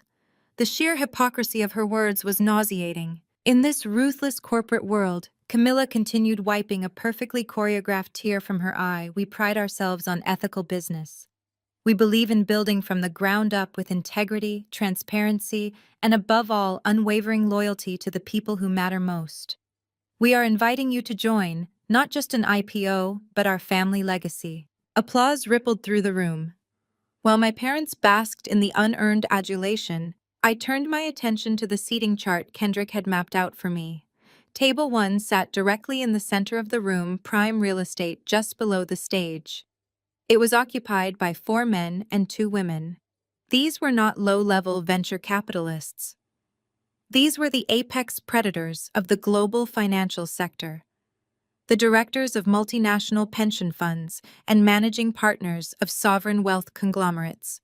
They represented the billions of dollars Donovan absolutely needed to successfully launch the IPO and execute his hostile takeover. I moved smoothly through the perimeter of the room, keeping my posture relaxed and my head high.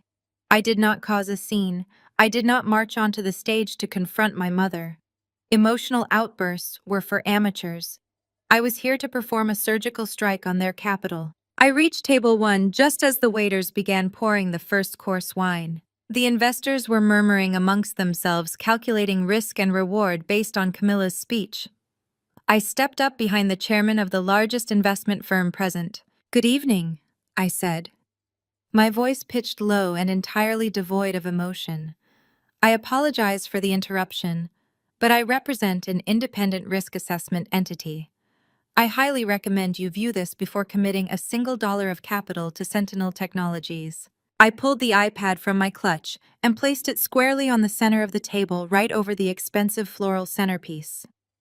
The screen was already unlocked, displaying a streamlined hyper-visual dashboard I had coded specifically for this exact moment. "What is this?" the chairman asked, frowning at the device. I tapped the screen. "That is the complete forensic trail of Donovan Sinclair's pre-IPO tax evasion and corporate embezzlement," I stated calmly. The other 5 investors stopped talking instantly. They leaned in, their eyes locking onto the glowing screen. I swiped right, pulling up the Cayman Island shell company registries. "You are currently looking at Apex Vanguard Solutions," I explained, pointing to the bright red lines connecting Sentinel's corporate accounts to the offshore entity. "Donovan Sinclair is using this proxy to loop phantom revenue back into Sentinel." He is artificially inflating the company's valuation to secure your institutional funding. Furthermore, the initial seed capital used to purchase his controlling stake was illegally laundered through the same network. The chairman reached for his reading glasses, his face rapidly draining of color. Are you claiming the founding capital is compromised? I am proving it, I replied, tapping the screen again to reveal the SEC tip line confirmation code I had generated but not yet submitted. I have the cryptographic signatures, the routing numbers, and the proxy ownership documents. The federal authorities will be initiating a massive asset freeze and a full criminal audit before the end of the fiscal quarter. One of the female investors, a sharp-eyed woman managing a massive tech portfolio, looked up at me, her expression tight with alarm. If the SEC freezes Sentinel assets during the IPO window, our entire capital commitment gets locked in federal litigation for years. Exactly, I said, maintaining direct eye contact with her. Donovan Sinclair is using your institutional wealth as a shield against his own criminal liability. If you proceed with Friday's board vote, you are not buying equity in a tech company. You are buying a federal indictment. I tapped the iPad one final time, sending the entire unredacted dossier of evidence directly to their secure corporate email addresses using the contact list Kendrick had provided. I picked up my device and slipped it gracefully back into my clutch. I strongly advise you to pull your funding and decline the board vote before the Securities and Exchange Commission makes this information public. I said, my tone perfectly cordial. Enjoy the rest of your evening. I turned and walked away from table 1, leaving the most powerful investors in the room staring at their phones in absolute horrified silence. The financial panic was already setting in. I could hear furious whispers and the scraping of chairs against the marble floor as they prepared to quietly exit the ballroom and initiate their emergency divestment protocols. On stage, Camilla was still smiling, waving to the crowd, completely oblivious to the fact that I had just quietly severed the financial jugular of their entire fraudulent empire. I slipped out the heavy side doors of the ballroom and vanished into the night. I stepped out the heavy side doors of the ballroom, fully intending to vanish into the night. But my escape was abruptly cut short. The humid evening air had barely touched my face when a shrill, frantic voice sliced through the elegant ambiance of the gala, carrying perfectly over the live string quartet. Sydney. I paused on the marble threshold and turned back toward the brilliantly lit room. Blair was stomping aggressively across the polished floor. Her custom silk gown flared around her legs as she moved with aggressive, frantic energy. She had clearly been monitoring the VIP section from afar. She had watched the most crucial institutional investors at Table 1 abruptly stand up, their faces drained of color, as they hastily gathered their coats to flee the premises. It did not take long for her to trace the epicenter of their sudden financial panic directly back to my retreating figure. Her face was contorted into a mask of pure, unfiltered rage. The polished, poised facade of the perfect tech CEO wife had evaporated entirely. She closed the distance between us in seconds. In her right hand, she gripped a large crystal goblet filled to the brim with an expensive vintage Bordeaux. She did not pause to ask questions. She did not demand an explanation. She simply lunged forward and hurled the dark red liquid directly at my chest. The wine splashed violently against my tailored midnight blue evening gown. The cold liquid soaked instantly through the expensive fabric, running in dark, sticky rivulets down my neck and pooling uncomfortably against my skin. The crystal goblet slipped from her fingers and shattered loudly on the marble floor, sending sharp, glittering shards scattering across our shoes. "What did you say to them, you insane dropout?" Blair shrieked, her voice echoing off the vaulted ceilings and drawing the horrified stares of every wealthy socialite in our immediate vicinity. "You are nothing. You are a failure. Security. Get security over here right now and remove this trash from my event." The sudden chaotic disruption drew the immediate attention of the entire ballroom. The live string quartet faltered and ground to a screeching halt.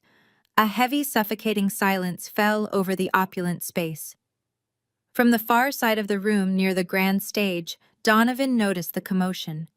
He descended the carpeted stairs with rapid, heavy steps.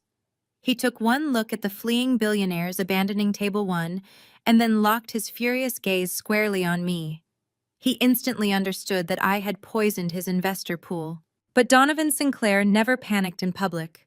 He operated on a foundation of absolute control and predatory arrogance. Instead of shouting, he simply raised his right hand and made a sharp, sweeping motion. The response was instantaneous. 3 large men detached themselves from the shadows of the ballroom perimeter and moved toward me with alarming speed. These were not standard event bouncers or hotel security personnel. They were wearing dark tailored suits, but their posture and tactical spacing gave them away immediately. They were off-duty officers from Chief Miller's precinct. They were the exact same corrupt local police contacts Donovan kept firmly secured on his personal payroll, functioning as his private muscle. The largest of the 3 men reached me first. He did not ask me to step outside. He did not read me my rights. He simply grabbed my upper arm with a bruising vice-like grip and wrenched my hands forcefully behind my back. The sudden violence of the movement sent a sharp spike of pain radiating through my shoulders. "Hold her right there," the officer barked, pressing his heavy forearm aggressively against my spine to pin me in place. Donovan finally reached the doorway, stepping carefully over the shattered crystal of Blair's wine glass. A sickeningly smug smile spread across his face as he surveyed my soaked dress and pinned arms.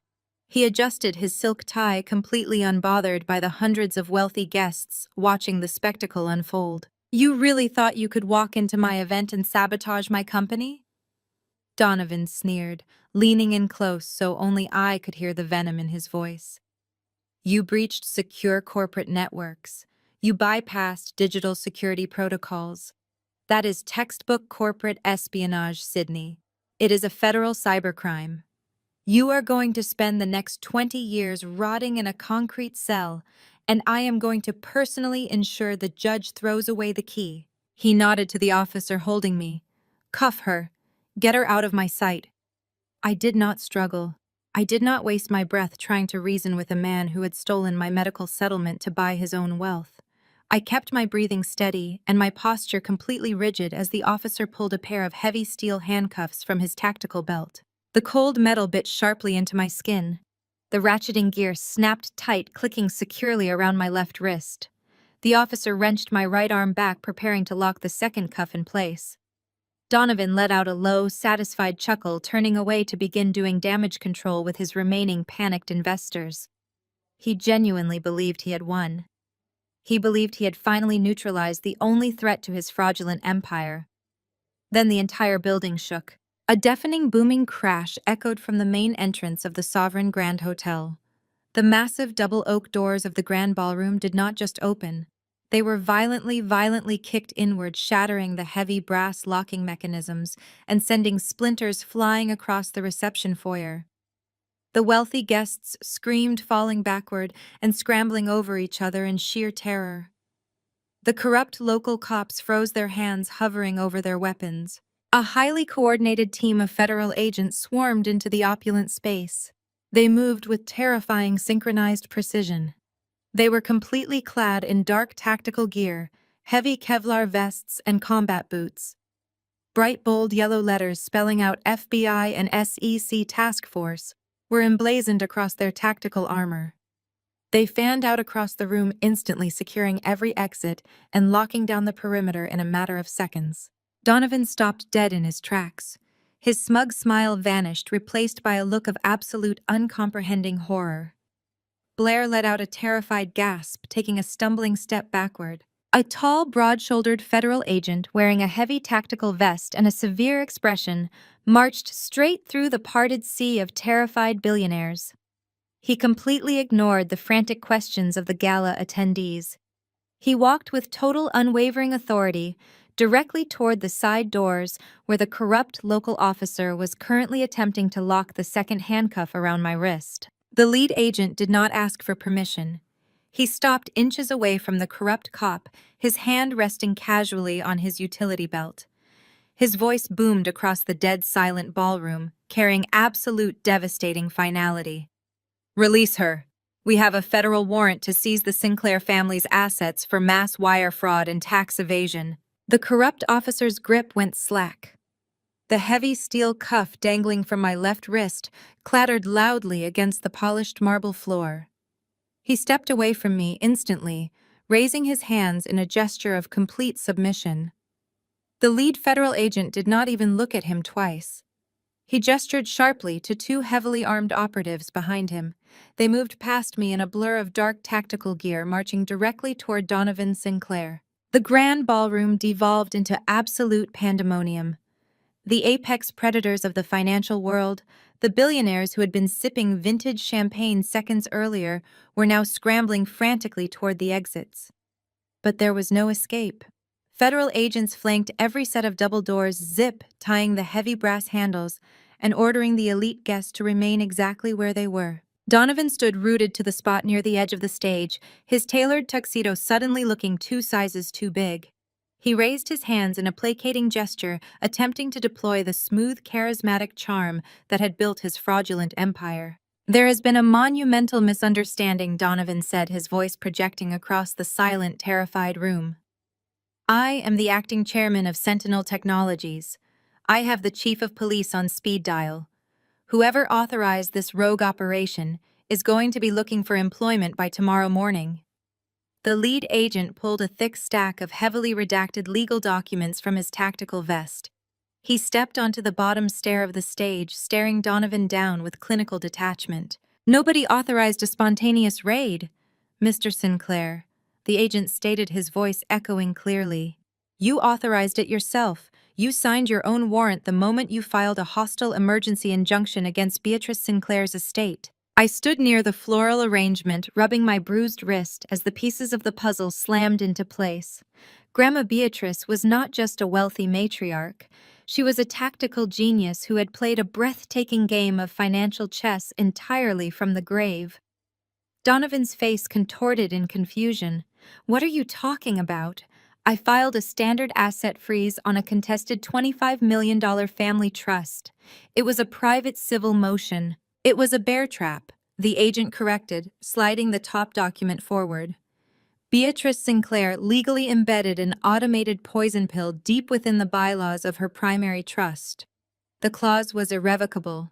It dictated that any hostile attempt by you or your wife to freeze or contest the capital would instantaneously trigger an automatic, unfiltered audit by the Internal Revenue Service. You invited the federal government directly into your own financial architecture." I could see the exact moment Donovan realized the magnitude of his fatal error. His knees buckled slightly. He reached out to grip the edge of the stage to keep himself from collapsing. Grandma Beatrice had known her son was ruled entirely by his own insatiable greed. She knew he would never let $25 million slip through his fingers. She banked on him trying to steal it. And by trying to steal her money, he had legally handed the federal government the master keys to his entire corrupt kingdom. But an IRS audit alone would have taken years to untangle Donovan's offshore shell companies. He had scrubbed the accounts, layered the proxy servers, and buried the money in the Cayman Islands. The federal authorities would have hit a massive firewall of international banking privacy laws. That is where my data came in. The lead agent turned his head and locked eyes with me, giving a sharp, respectful nod.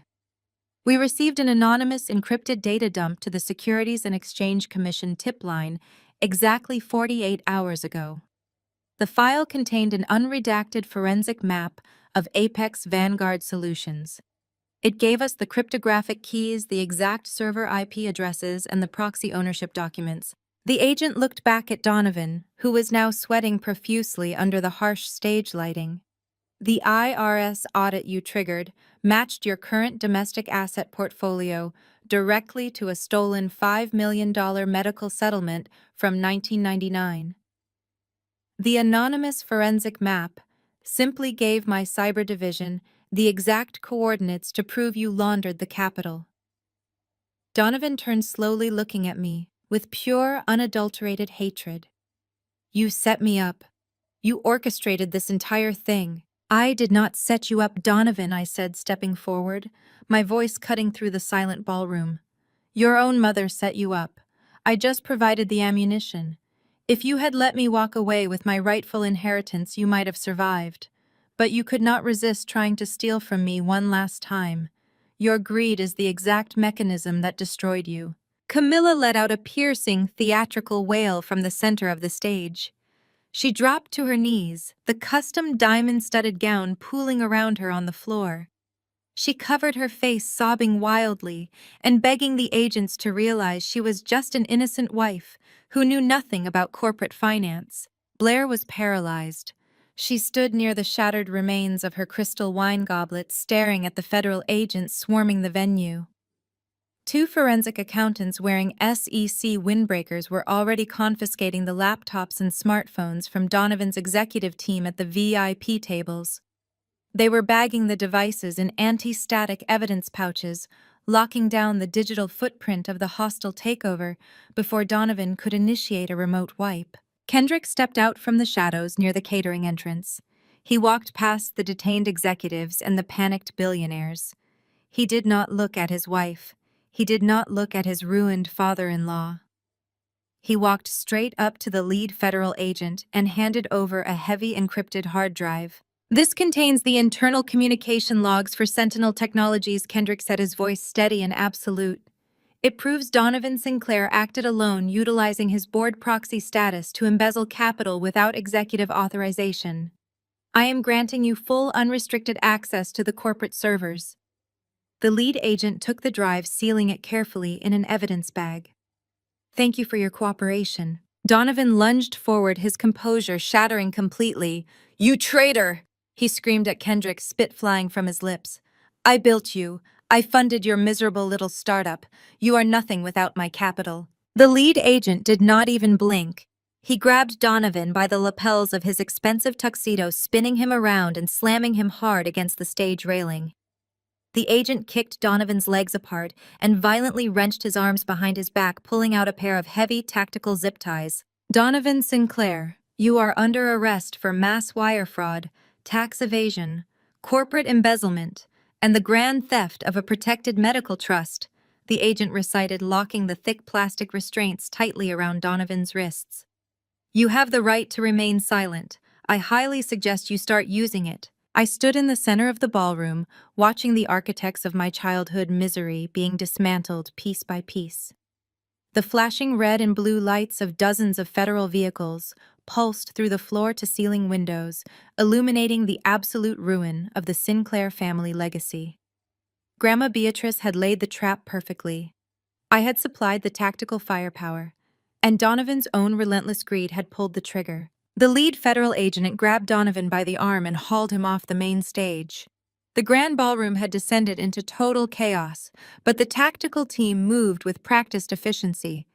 They corralled the core members of the Sinclair family directly into a soundproofed, glass-walled VIP lounge adjacent to the main floor.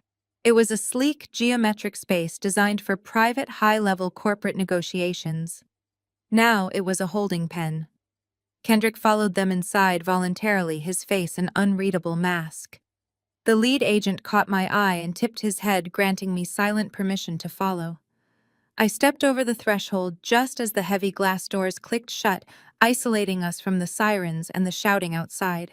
Through the transparent walls, we could see the tactical task force systematically tearing apart the gala. Inside the VIP room, the silence was heavy and suffocating. The air conditioning hummed a low, steady drone. For a brief second, nobody moved. The Sinclairs were completely paralyzed by the sudden violent evaporation of their reality. Then the illusion of the perfect family violently fractured. Camilla was the first to break. She did not rush to comfort her restrained husband. She did not express outrage at the federal agents standing guard outside the glass. Instead, she turned her furious wide eyes directly onto Donovan. The polished, poised matriarch of the Sinclair dynasty melted away, leaving behind a cornered, predatory animal. She paced the perimeter of the leather couches, her diamond-studded gown rustling sharply with every frantic step. "You absolute incompetent fool!" Camilla shrieked, her voice vibrating with raw, unfiltered hysteria. She pointed a trembling finger at Donovan, who was slumped in a modern armchair with his hands zip-tied behind his back. "You promised me this financial structure was bulletproof. You looked me in the eye and swore the Cayman proxies were buried so deep the federal government would never find them." Donovan glared up at her, His face flushed a dark, dangerous purple. "Keep your mouth shut, Camilla. Every word you say right now is going to be used against us in federal court." "Used against us," Camilla repeated, letting out a piercing, humorless laugh. "There is no us anymore, Donovan. You dragged me into this mess. You handled the accounting. You managed the offshore routing. I was just the wife. I am not going to federal prison because you were too arrogant to cover your own digital tracks. You sloppy, pathetic excuse for a businessman. You have ruined my life. You have destroyed my social standing." "You enjoyed every single second of that stolen wealth," Donovan roared back, struggling uselessly against the thick plastic restraints binding his wrists. "Do not stand there and play the innocent victim, Camilla. You demanded the private jets. You demanded the sovereign grand galas. You spent the medical settlement money just as fast as I could launder it. You are just as guilty as I am, and you are going to burn right beside me." They tore into each other with vicious, terrifying speed. Decades of manufactured public affection dissolved into a venomous, screaming match.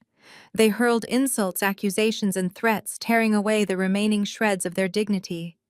It was a toxic implosion. The glass room acted like a terrarium, allowing me to stand in the corner and safely observe the parasites consuming themselves. Blair stood completely frozen near the center of the room. Her chest heaved with rapid, shallow breaths. The reality of the situation was finally penetrating her thick layer of entitlement. She looked through the glass walls, watching federal agents physically confiscate her mother's luxury vehicles from the valet line outside. She realized her platinum credit cards were already dead plastic. Her trust fund was frozen. Her mansions would be seized. Her entire identity, which was built entirely on predatory wealth, was evaporating into thin air. A low whimpering sound escaped her throat. The fierce, aggressive woman who had hurled a glass of wine at my chest just minutes ago was completely gone. She was regressing into a terrified, helpless child. She turned away from her screaming parents and locked her desperate, tear-filled eyes onto Kendrick. He was standing near the exit, his hands resting casually in the pockets of his tailored trousers. He looked entirely untouched by the hysteria infecting the room. Blair rushed toward him, her expensive silk heels clicking frantically against the hardwood floor. She practically threw herself at his chest, grabbing the lapels of his tuxedo jacket with trembling, white-knuckled fingers. "Kendrick," she sobbed, her voice cracking pitifully. "Kendrick, you have to fix this. You have to do something. You are the CEO. You are a tech billionaire. Call your lawyers. Call the board of directors. Buy us out of this. Pay the federal fines. Just make them let us go. I cannot lose everything, Kendrick. I cannot be poor. Please, you have to save me." She buried her face in his chest, weeping openly, leaving streaks of expensive mascara on his crisp white shirt. She clung to him as if he were a life raft in a churning ocean, expecting him to do what he had always done. She expected him to absorb the damage, pay the bills, and shield her from the consequences of her own actions. Kendrick did not wrap his arms around her. He did not offer a single word of comfort. He stood perfectly rigid, allowing her to cry against him for 5 long seconds. Then, with slow, deliberate precision, he raised his hands. He grabbed her wrists and gently, but with absolute unyielding force, pried her fingers off his jacket. He took a single deliberate step backward, physically severing the connection between them. Blair stumbled, looking up at him with profound confusion. "I am not your safety net," Blair Kendrick said. His voice was not angry. It was not bitter. It was completely surgically devoid of any emotion whatsoever. That coldness was far more devastating than any screaming match. "You do not understand," she pleaded, reaching out for him again. "They are going to take the house. They are going to take everything. They are going to take everything your father stole." Kendrick corrected, his tone flat and unyielding. "And I am not going to spend a single dime of my clean capital to defend a family of parasites. You thought I was just a walking checkbook. You thought you could use my company as a shield for your father's corporate espionage. You were wrong." Blair's mouth opened, but no sound came out. She looked at him as if he were a stranger. "I handed the federal agents full administrative control of my personal servers 20 minutes ago." Kendrick continued, staring down at her with hollow eyes. I isolated my uncorrupted founder shares and secured them in a protected federal escrow account. The Securities and Exchange Commission has granted me total immunity for my cooperation. I am walking out of this building with my company, my freedom, and my capital completely intact. He paused, adjusting his cuffs with careful, meticulous movements. And as of yesterday morning, I have officially filed for divorce. Kendrick stated, the finality of his words echoing off the glass walls. My legal team has already served the papers to your father's estate attorneys. There will be no settlement. There will be no alimony. You get absolutely nothing. No. Blair screamed, a guttural, agonizing sound tearing from her throat. No, Kendrick, please, you cannot do this to me. Kendrick did not look at her again.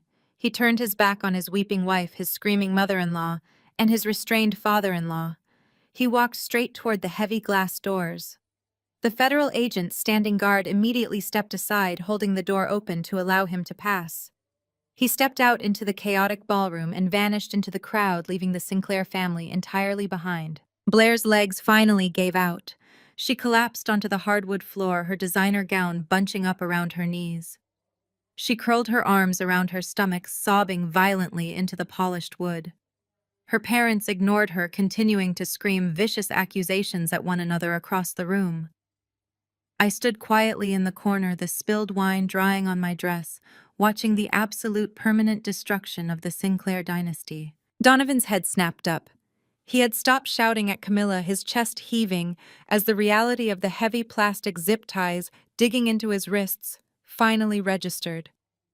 His eyes darted around the glass-walled VIP room, moving past the impassive federal agents standing guard outside, before finally landing on me. The raw, predatory rage that had fueled him for decades suddenly extinguished, replaced by a sickening, desperate panic. He shuffled awkwardly toward me, restricted by the cuffs, his polished shoes scuffing against the hardwood. Camilla was quick to follow. Her mascara was running down her cheeks in dark, jagged tracks, ruining her pristine makeup. The absolute terror of losing her status, her wealth, and her freedom stripped away every ounce of her sophisticated veneer. They were no longer titans of industry. They were cornered rats. Sydney. Donovan rasped, his voice dropping to a frantic, gravelly whisper. He glanced nervously at the agents beyond the glass, terrified they were recording audio. Sydney, listen to me. We can fix this. You can fix this. You are the only one who understands the back-end architecture. You have the access codes. You can tell them it was a misunderstanding. I did not blink. I did not move. I just watched him sweat. Tell them it was a family loan, Camilla blurted out, stepping in front of her husband. She reached out, her trembling fingers hovering just inches from my arm, afraid to actually touch the wine-stained fabric of my dress. Please, Sydney. You have to tell the federal investigators that the 1999 settlement was a family loan, a verbal agreement, an undocumented familial investment to launch Sentinel Technologies. If you testify that we had your permission, the wire fraud charges collapse. The embezzlement charges disappear. We are your parents, Donovan added, attempting to force a look of paternal warmth onto his panicked features. It was a grotesque, unnatural expression. We gave you life. We raised you. We just borrowed the capital to build a legacy for all of us, for the family. You cannot let them put us in a federal penitentiary over a simple accounting error. We will pay you back. With interest, we will give you equity in Sentinel, whatever you want. They were incredible. Even now, facing absolute ruin surrounded by federal agents, their instinct was to lie, manipulate, and leverage the very concept of family they had spent my entire life destroying. They genuinely believed that I was as weak and easily bought as the rest of their inner circle. They thought a few hollow promises and a fake plea for familial loyalty would erase decades of neglect and theft. I felt no anger. I felt no sorrow. I felt only a profound, icy clarity. I slowly unclasped the sleek leather clutch I held in my hands. I bypassed the high-processing iPad I had used to dismantle their investors and reached into the hidden inner pocket. My fingers brushed against thick, aged paper. I pulled out a folded, heavily worn manila folder. It was the original physical copy of my 1999 medical file, the exact document, detailing the catastrophic injuries I had suffered as a toddler and the subsequent $5 million insurance payout meant for my lifelong care. I stepped forward, closing the distance between us. Donovan and Camilla held their breath, their eyes wide with desperate, pathetic hope. They actually thought I was going to agree to their fabricated story. I raised my hand and dropped the yellowed medical file onto the center of the polished mahogany negotiation table. It landed with a soft, definitive thud. I looked directly into Donovan's bloodshot eyes and then shifted my gaze to Camilla's tear-stained face. I did not yell. I did not cry. My voice was dead calm, carrying the precise razor-sharp edge of a blade. "You spent my blood money to build a fake empire," I stated, letting the words hang in the chilled air of the VIP room. "Now watch it burn." I did not wait for their response. I turned on my heel, the hem of my ruined dress sweeping across the floor, and walked toward the exit. Behind me, the heavy glass doors hissed open. The lead federal agent stepped into the room, flanked by two armed operatives. "Donovan Sinclair." "Camilla Sinclair." The agent's voice boomed, drowning out Camilla's sudden, hysterical scream. "You have the right to remain silent. Anything you say can and will be used against you in a court of law. You have the right to an attorney." I walked straight out of the VIP lounge and re-entered the grand ballroom. The space was a disaster zone. The remaining elite guests were being corralled by SEC officials, their identities being recorded before they were permitted to leave. The crystal chandeliers still sparkled overhead, but the atmosphere of untouchable wealth had been entirely shattered. I moved through the wreckage with steady, purposeful steps. No one tried to stop me. The federal agents recognized my face from the encrypted data drop and silently stepped aside, clearing a path for my exit. I pushed through the heavy front doors of the Sovereign Grand Hotel and stepped out into the damp, cool night air. The contrast was staggering. Behind me, the lobby was a chaotic blur of flashing red and blue police lights, shouting officers and panicked billionaires. Out here, the city streets were quiet, bathed in the soft, flickering amber glow of the street lamps. I took a deep, cleansing breath, filling my lungs with the crisp air. It was over. The Sinclair dynasty was dead. Then my smartphone vibrated sharply inside my clutch. The sudden buzzing shattered the momentary peace. I pulled the device out and glanced at the encrypted screen. The caller ID displayed a name I had not seen in weeks. Elias Thorne, Grandma Beatrice's notoriously ruthless estate lawyer and the sole executor of her final will. I swiped the screen to accept the call and lifted the phone to my ear. "Thorne. The raid was successful. Donovan is currently being read his Miranda rights." "I know," Sidney Thorne replied. His voice was crisp, urgent, and entirely devoid of celebration. There was a sharp metallic tension in his tone that instantly put me on high alert. "I have been monitoring the federal wire. The SEC officially unfroze the core assets of the estate the second Donovan was detained. But we have a massive problem." I frowned, stepping further into the shadows of the hotel courtyard. "Explain the mechanics." "The poison pill worked perfectly. The audit was triggered." "The poison pill worked exactly as Beatrice intended," Thorne said, speaking with rapid, clipped precision. "But the feds unfreezing the trust triggered a secondary protocol deep within the estate's black box servers. Beatrice did not just set a trap for Donovan. She set a final test for you." My grip tightened on the phone. "A test? What kind of test?" "Grandma B put a final biological lock on the $25 million, Thorne explained, the sound of furious typing echoing in the background of the call. "The capital is sitting in a dormant holding account, completely insulated from the federal seizure. But it requires a biometric cryptographic key to release the funds to your personal routing numbers. It is a dual authentication sequence that only you can authorize." I stared out at the dark city skyline, my mind racing through the digital architecture of the trust. "Where is the physical terminal?" "That is the cliff edge we are currently standing on," Thorne said, his voice dropping to a grim warning. "The terminal is located inside the old Sinclair manufacturing vault downtown. The server is counting down. If you do not execute the final code by midnight, the failsafe engages. The entire $25 million automatically defaults to a charity. "You have exactly 2 hours, Sydney. Get moving." I ended the call and broke into a sprint. I kicked off the expensive silk heels, leaving them abandoned on the wet pavement, and ran barefooted through the damp night air. Elias Thorne's private legal firm was located 4 blocks from the hotel, deeply embedded in the financial district. I gripped the heavy fabric of my midnight blue gown and ripped a sharp tear up the thigh, freeing my legs for maximum mobility. The freezing asphalt bit into my soles, but the adrenaline masked the pain. I navigated the shadowed alleyways with singular focus. The biometric locks at the entrance of Thorne's building flashed green before my hand even touched the glass. Elias was waiting in the dimly lit lobby, bypassing all standard security protocols.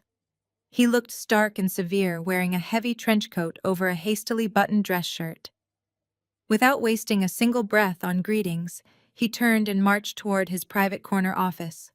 I followed, my lungs burning, leaving wet footprints on the polished marble floor. Inside, the office smelled of aged paper and leather. Thorne bypassed his massive mahogany desk and approached a reinforced steel wall safe hidden behind an abstract painting. He punched in a complex 12-digit passcode, spun the heavy dial, and pulled out a Faraday cage box. He popped the latches and carefully lifted out a thick, outdated magnetic hard drive. Its metal casing was heavily scratched, and the exposed connection pins were tarnished with age. He placed it deliberately on the glass desk in front of me. "What is this?" I asked, my voice raspy from the sprint. "You said the terminal was at the vault. This is the physical key to that terminal." Thorne replied, his eyes dark with the weight of decades-old secrets. "But more importantly, it is the only remaining artifact of a man named Arthur Vance." I stared at him, the name meaning absolutely nothing to me. Arthur Vance was a pioneer in algorithmic architecture. Thorne continued, his voice perfectly steady. "He was also your biological father." The walls of the office seemed to tilt violently. The ambient hum of the city traffic outside faded into a sharp ringing in my ears. I gripped the edge of the glass desk to stabilize myself. "Donovan is not my blood. Donovan Sinclair is a parasite who married your mother when you were an infant," Thorne stated flatly. "Arthur was a brilliant software engineer. He built the foundational source code that Donovan later stole, rebranded, and used to launch Sentinel Technologies. When Arthur discovered the intellectual theft and threatened to expose him, Donovan weaponized his corporate lawyers. He framed Arthur for massive corporate embezzlement, fabricating a paper trail so digitally damning it guaranteed a federal prison sentence. Your father was forced to flee the country in the middle of the night. He died overseas, penniless and disgraced, completely severed from you." The revelation hit me like a physical blow. It made terrifying, flawless sense. It explained Donovan's inherent disgust whenever he looked at me. It explained Camilla's icy complicity. It explained my natural, instinctive grasp of complex data architecture and forensic coding. It was not a fluke or a learned trait. It was pure genetics. I was looking at the physical manifestation of my stolen heritage. "Grandma Beatrice discovered the truth 5 years ago," Thorne explained, tapping the scarred metal casing of the hard drive. "She utilized her own private investigators to track down Arthur's original workstation and extracted this drive. It contains the raw, uncompiled source code of his life's work. But the drive is heavily corrupted. The data sectors are severely fragmented. Donovan attempted to wipe it magnetically before Arthur escaped." "Why give it to me now?" I asked, my fingers gently tracing the cold metal of the drive. "Why not just leave me the decryption key for the trust?" "Because Beatrice Sinclair despised unearned wealth," Thorne said, checking his heavy silver watch. "She wanted you to inherit the $25 million, but she demanded you prove you are truly Arthur Vance's daughter to claim it. The biometric lock at the manufacturing vault requires a compiled, flawless version of this exact code. You have to use your forensic capabilities to repair the corrupted sectors, bridge the fragmented logic sequences, and compile the master key. It is her way of ensuring you reclaim your true intellectual legacy." "It is currently 10:15, Thorne stated, pointing to the digital clock glowing on his wall. "If the code is not repaired and executed at the vault terminal by midnight, the trust automatically dissolves into a charitable foundation. You have less than 2 hours to resurrect a ghost." I did not waste time processing the emotional shockwave. Grieving the father I never knew would have to wait. I pulled my high-processing iPad from my clutch and snapped a multi-port adapter cable into the base. I connected the other end to the archaic pins of the damaged hard drive. I dropped into Thorne's leather chair and fired up a deep-level hexadecimal editor. The screen immediately flooded with glowing red error warnings. The drive was a digital war zone. Entire blocks of memory had been magnetically scrambled, leaving gaping holes in the logic pathways.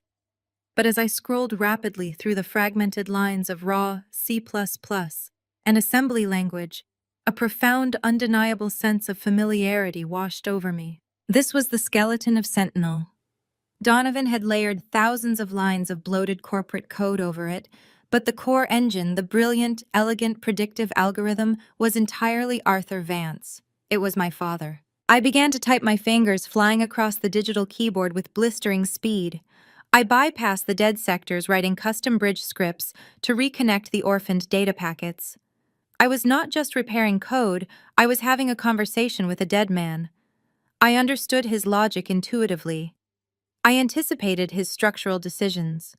Where Donovan saw a complex maze of numbers, I saw a beautifully designed puzzle. Every line I restored felt like reclaiming a piece of my own identity. He built a recursive loop here, I murmured, my eyes scanning the dense blocks of text. Donovan could never figure out how to stabilize it, so he just throttled the processing speed. But Arthur did not throttle it. He meant for it to self-correct. I rewrote the damaged loop, patching the syntax error with a streamlined command protocol. I was sweating, the adrenaline burning through my veins as the digital clock on Thorne's wall ticked past 11:30. I had 30 minutes to finish the compilation and physically reach the vault. I ran a master diagnostic. The progress bar crawled across the screen in agonizingly slow increments. My heart hammered wildly against my ribs. Green. The code stabilized. I slammed my finger against the execute command, initiating the final compilation. The terminal hummed, processing the repaired data. A single, flawless cryptographic key generated on my screen.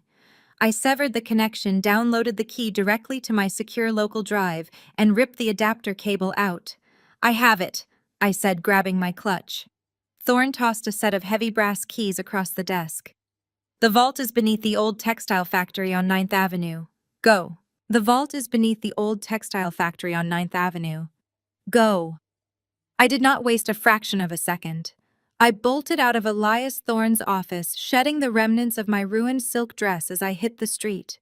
The rain had intensified, washing away the chaos of the gala, leaving only the sharp, cold reality of the concrete beneath my feet.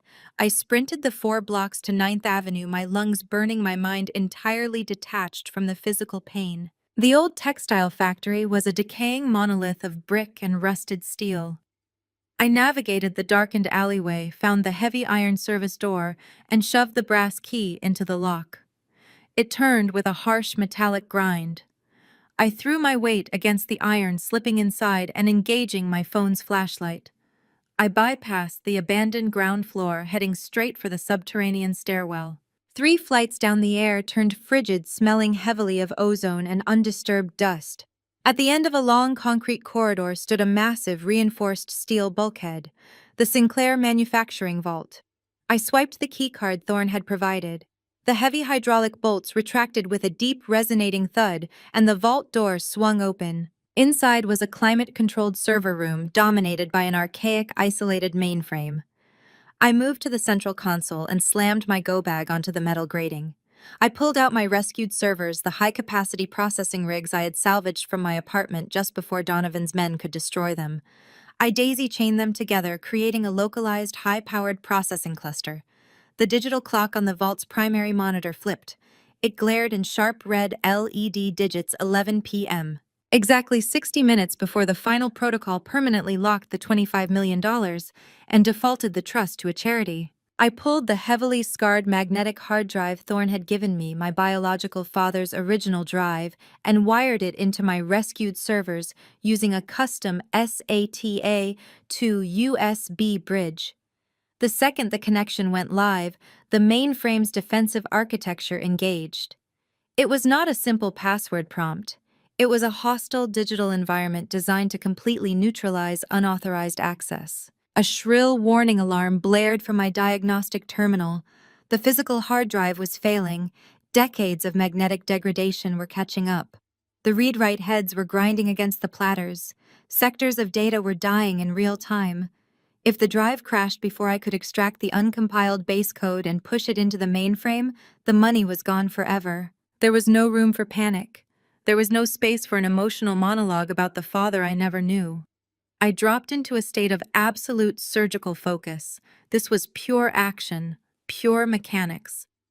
I bypassed the graphical user interface entirely, dropping straight into the command line terminal.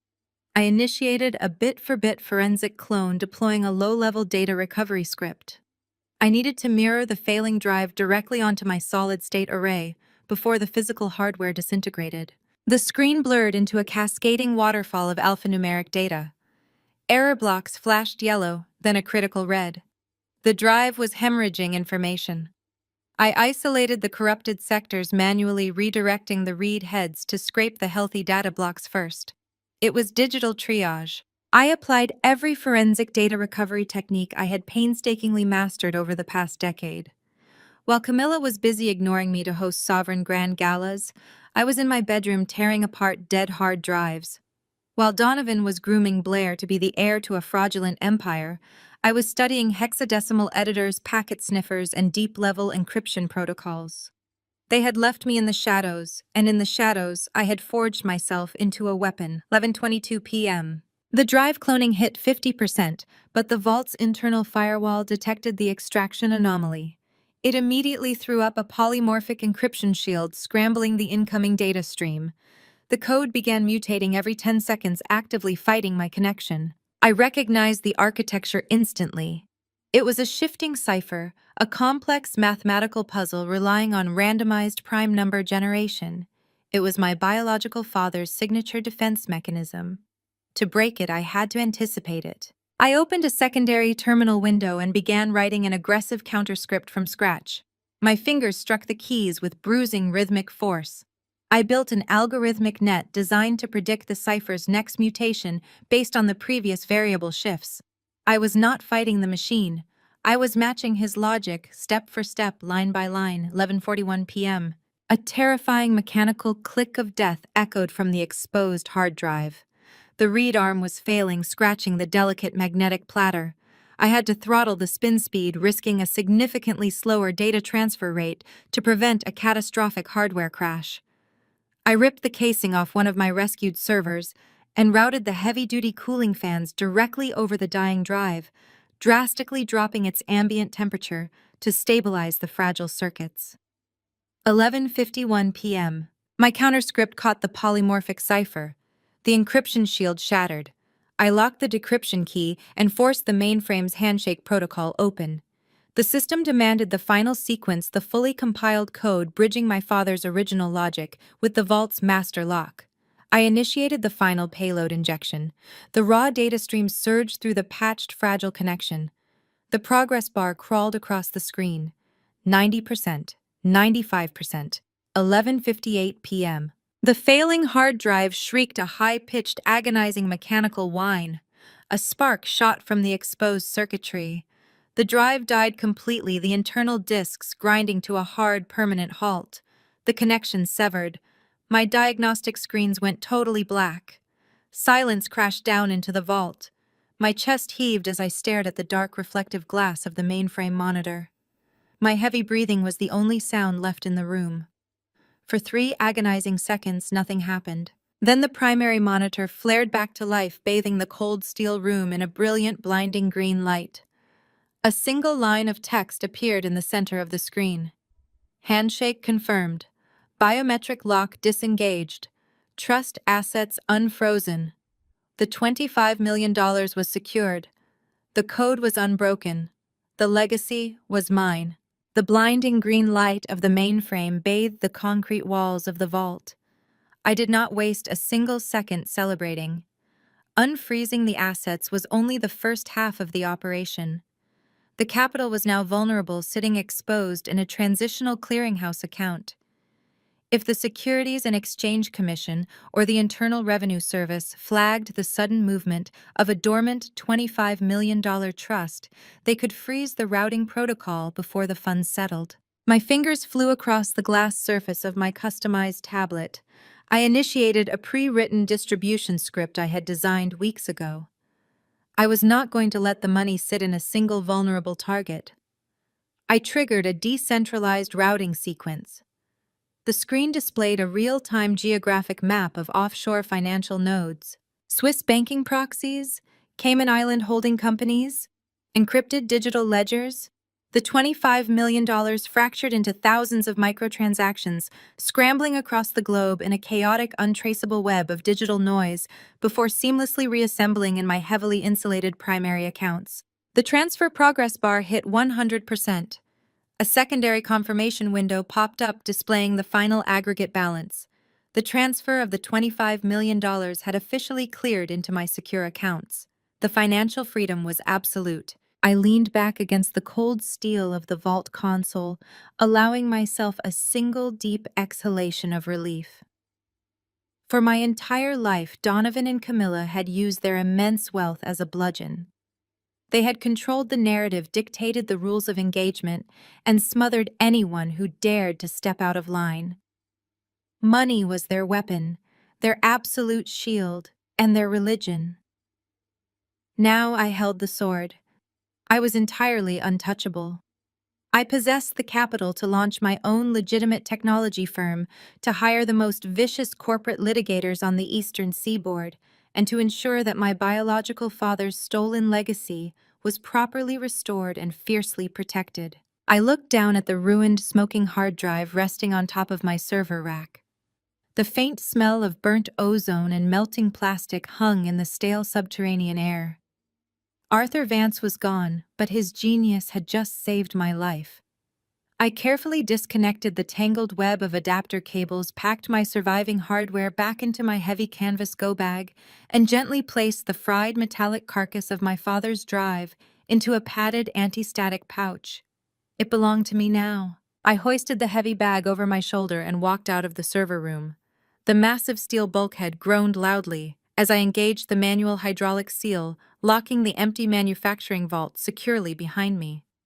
I climbed the 3 flights of concrete stairs, my muscles aching the sheer exhaustion of the past 48 hours, finally threatening to crash down on my nervous system. I pushed open the heavy iron service door and stepped out into the damp alleyway on 9th Avenue. The rain had completely stopped, leaving the pavement slick and reflective under the harsh glare of the sodium street lamps. The distant wail of police sirens echoed through the city canyons, a lingering reminder of the chaos still unfolding at the Sovereign Grand Hotel. The federal authorities would be spending the next several days ripping apart Donovan's offshore shell companies, but they would find absolutely nothing connected to me. My tracks were scrubbed entirely clean. I walked 2 blocks north, the cold night air biting through the torn fabric of my ruined gala dress. I reached a quiet 24-hour coffee shop, the neon sign buzzing erratically above the door. I needed caffeine and a secure wireless connection to begin drafting the incorporation documents for my new firm. I stepped inside, the bell above the door chiming softly. The tired barista barely glanced up from his magazine. I ordered a black espresso, paid with a crisp bill from my clutch, and took a seat in the darkest corner booth facing the entrance. I pulled out my secondary encrypted phone, ready to message Kendrick and confirm the capital extraction was successful. My thumb hovered over the glowing screen. Suddenly, the device vibrated violently against the wooden table. I stared at the incoming call display. It was a completely restricted number. Nobody had this direct dial access except Elias Thorne and my closest digital security proxies. My tactical instincts flared instantly. I placed my coffee cup down and answered the call, holding the phone cautiously to my ear without speaking. "You have a collect call from an inmate at the county jail," the automated robotic voice recited. "Press 1 to accept the charges." A cold, heavy knot formed in the pit of my stomach. Donovan would never call me. He would be too busy demanding access to his high-priced defense attorneys. I pressed the digit on the glass screen. The line clicked, followed by a heavy blast of static and the hollow, echoing acoustics of a concrete holding cell. "You think you have won," Camilla's voice hissed through the speaker.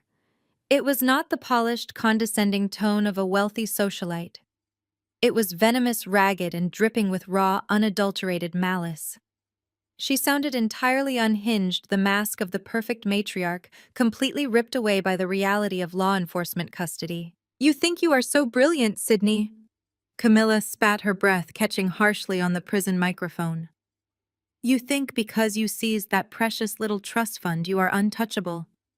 You think you get to walk away and play the triumphant survivor while we rot in a concrete box. You are in a concrete box because of your own boundless greed." "Camilla," I replied, my voice perfectly level, refusing to give her the satisfaction of an emotional reaction. "The federal government has your complete offshore routing history. You are facing 20 years for wire fraud. I highly suggest you save your breath for your arraignment hearing." Camilla let out a sharp, grating laugh that made the hairs on the back of my neck stand up straight. It was the sound of a woman who had absolutely nothing left to lose. "You think you've won?" Camilla whispered, her tone shifting from rage to a dark, triumphant glee. "You don't know what I hid inside the walls of that guest house." I frowned, my hand tightening around the phone. The guest house on the Sinclair estate had been my isolated prison for years. It was where they had banished me, keeping me entirely out of sight from their elite social circle. "What are you talking about?" "The feds are raiding the primary estate right now," Camilla taunted, her voice rising in a frantic, chaotic crescendo. "They are bringing the sledgehammers. They are pulling up the floorboards. When the feds find it, you're going down with us." The line went dead with a sharp mechanical click, leaving nothing but a dial tone echoing in the quiet coffee shop. I lowered the phone from my ear. The dial tone buzzed like an angry hornet in the quiet coffee shop. Camilla's threat was not an empty bluff.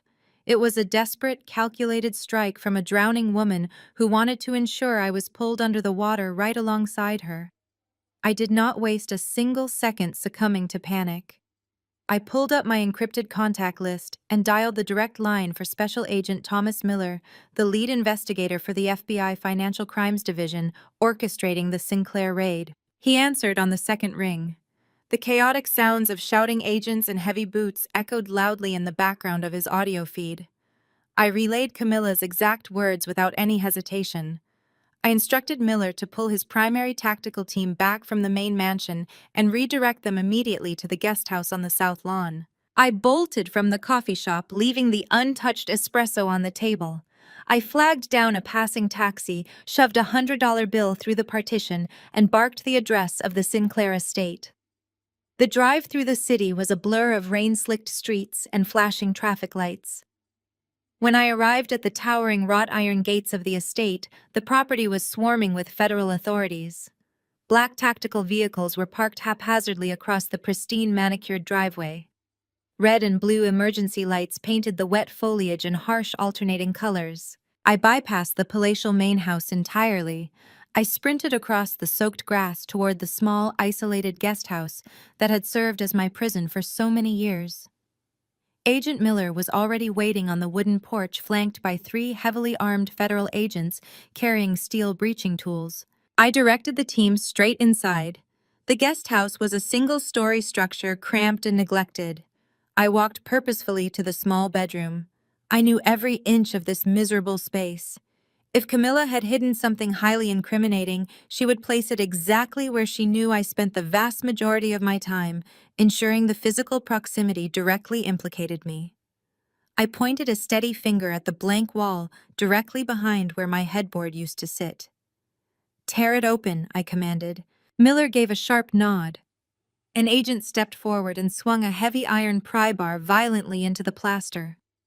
White dust plumed into the air as thick chunks of drywall shattered and crashed to the hardwood floor. He struck the wall again, ripping away the wooden studs and exposing the dark insulation. Deep inside the wall cavity, resting precariously on a wooden crossbeam, sat a small fireproof lockbox. Miller pulled the heavy box free from the debris. He snapped the flimsy brass lock with a pair of tactical bolt cutters and threw open the lid. Inside the protective casing rested a pristine leather-bound physical accounting ledger alongside a sleek black solid-state hard drive. Miller flipped open the heavy physical ledger. His expression hardened into a severe scowl as his eyes scanned the pages. He handed the book directly to me. The pages were filled with meticulously recorded transactions written in neat columns. Camilla had constructed a masterfully fabricated paper trail. She had taken the meager monthly rent checks I had been forced to pay them for the privilege of living in the guest house and doctored the accounting records to make it look like those checks were actually massive regular deposits into Donovan's primary money laundering shell companies. The narrative she was attempting to spin to the authorities was brilliantly lethal. She was framing me as a willing and active co-conspirator. The ledger made it appear as though I had been deliberately funneling illicit capital through my personal bank accounts to wash the syndicate's dirty money. If this physical evidence holds up in court, Miller stated, his voice grim and highly professional, the United States Attorney will have absolutely no choice but to indict you as a managing partner in the Sinclair fraud. This establishes a direct financial footprint linking you to their offshore accounts. Camilla was trying to drag me into a federal penitentiary. It was a vindictive, flawless frame job. But Camilla was arrogant, and arrogance always breeds technical sloppiness. It will not hold up, I said, dropping the heavy leather ledger onto the mattress. Physical ledgers are nothing but theatrical props. The FBI requires digital verification for federal wire fraud indictments. Pass me that hard drive. I unzipped my heavy canvas go bag and pulled out my high-processing forensic tablet. I connected the black solid-state drive to my rig, routing the connection through a secure, localized sandbox environment to prevent any malicious counterscripts from executing and infecting my hardware. The hidden drive mounted successfully on my screen. It contained the exact digital twins of the physical ledger pages, complete with offshore banking routing numbers and complex transaction hashes. To the untrained eye of a standard auditor, it looked like a devastating decade-long record of my absolute complicity in the Sinclair criminal syndicate. I bypassed the surface-level data entirely and drilled straight down into the fundamental file architecture. I initiated a deep-level metadata extraction script. Metadata never lies. It records the exact digital heartbeat of a file, including the creation date, the modification history, and the specific machine registry that originally authored the code. The terminal screen flooded with lines of raw diagnostic output. I isolated the core directory containing the fabricated rent check transactions. I highlighted the digital creation timestamps and turned the glowing screen toward Agent Miller. Look at the master sequence, I stated, tapping the glass firmly. These files were not created over a 10-year period. The creation timestamps for every single document on this drive are absolutely identical. Miller leaned in close, his eyes narrowing as he read the glowing green text scrolling across the monitor. The metadata proved undeniably that the entire digital ledger had been generated, compiled, and saved exactly 48 hours ago. Camilla had not been keeping a long-term record of my involvement. She had panicked when she realized the empire was collapsing around her and hastily forged the entire paper trail 2 days prior to the Sovereign Grand Gala. She was desperately trying to construct a convenient scapegoat at the 11th hour. Furthermore, I continued, my fingers flying across the digital keyboard. I ran a quick registry cross-reference on the authoring machine's media access control address. The specific hardware signature attached to these forged files matches the exact Internet Protocol routing of Camilla Sinclair's personal desktop computer located inside the main mansion. I looked up at the federal agent, a cold, hard satisfaction settling deep in my chest. She did not just fabricate federal evidence, she digitally signed her own forgery. Miller let out a low, impressed whistle, shaking his head in disbelief. He pulled a clear plastic evidence bag from his tactical jacket and carefully slid both the solid-state hard drive and the physical leather ledger inside. "This is not a frame job anymore," Sidney Miller said, sealing the evidence bag with a sharp, decisive zip. "This is textbook obstruction of justice. Fabricating federal evidence carries a mandatory minimum sentence." Camilla had thought she was leaving a hidden landmine that would utterly destroy my newly won financial freedom. Instead, She had unknowingly handed the federal prosecutors the exact ammunition they needed to bury her completely. By trying to drag me down with her, Camilla Sinclair had just guaranteed herself the absolute maximum federal prison sentence. The remnants of their fraudulent empire were now completely and permanently erased. I stood in the ruined guest house, surrounded by federal agents and shattered drywall, knowing that for the first time in my life, I was finally truly free. The air inside the federal courthouse felt entirely different from the damp, oppressive atmosphere of the ruined guest house. It was 6 months later, and the relentless wheels of the justice system had ground the Sinclair empire into fine dust. I sat in the back row of the gallery, wearing a tailored charcoal suit, paid for by the Vance Trust, and watched as the judge delivered the final sentencing. Donovan Sinclair stood at the defense table, stripped of his custom Italian suits, wearing a standard-issue orange jumpsuit. The arrogance that had defined his entire existence was completely erased, replaced by a hollow, sunken vacancy. His hands trembled as he gripped the wooden edge of the table. The judge did not mince words. He cited the sheer magnitude of the offshore wire fraud, the blatant exploitation of intellectual property, and the egregious obstruction of justice facilitated by Camilla's forged ledger. The physical and digital evidence I had handed over to Agent Miller was insurmountable. Donovan received 25 years in a maximum security federal penitentiary without the possibility of early parole. Camilla, sobbing loudly and attempting to feign a sudden medical emergency in a desperate bid for sympathy, was handed 20 years.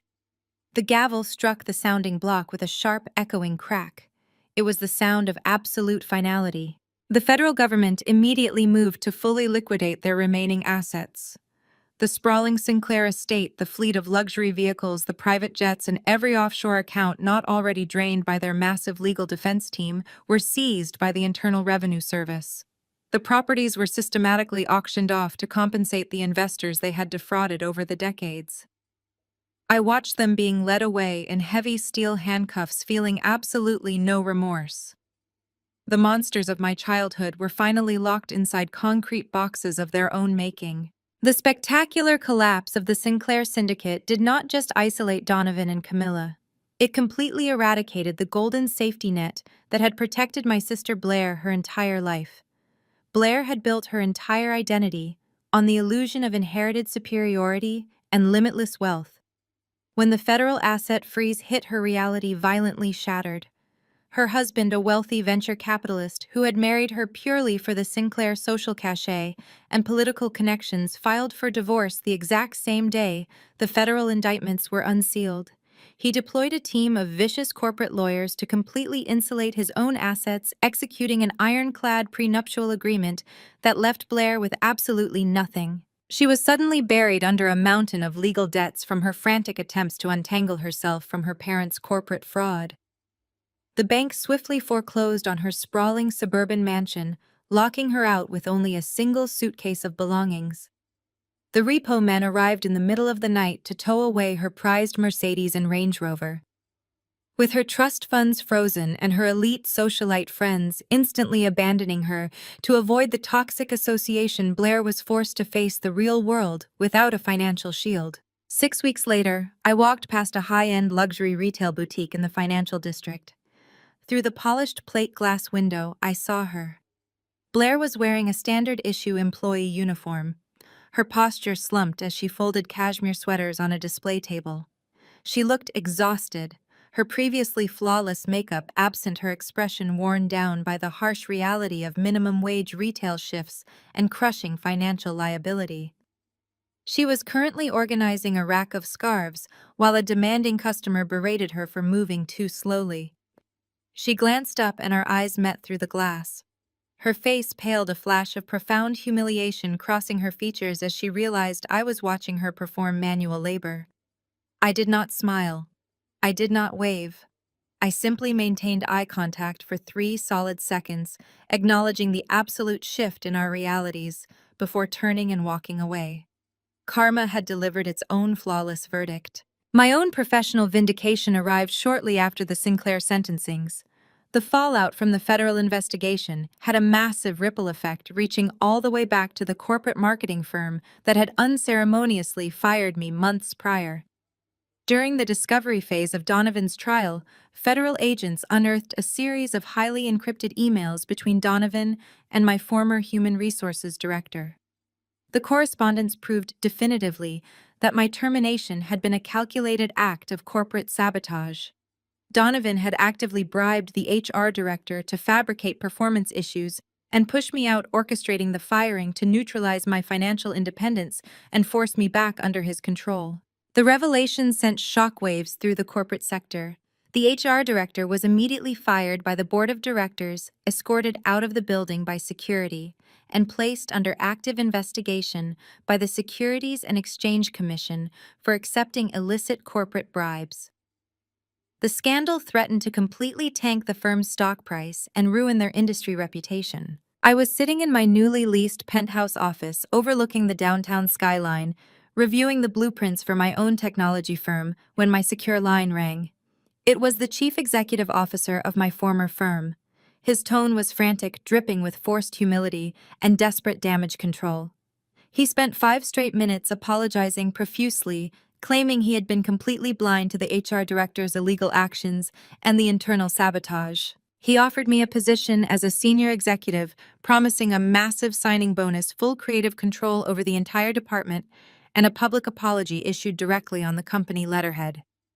He was terrified of a retaliatory wrongful termination lawsuit and was trying to buy my silence with a shiny new title and corporate perks. I let him finish his desperate sweating pitch, listening to his breathing hitch over the receiver. I looked out the floor-to-ceiling windows of my own empire built with Arthur Vance's restored capital and my own relentless intellect. I did not need his job.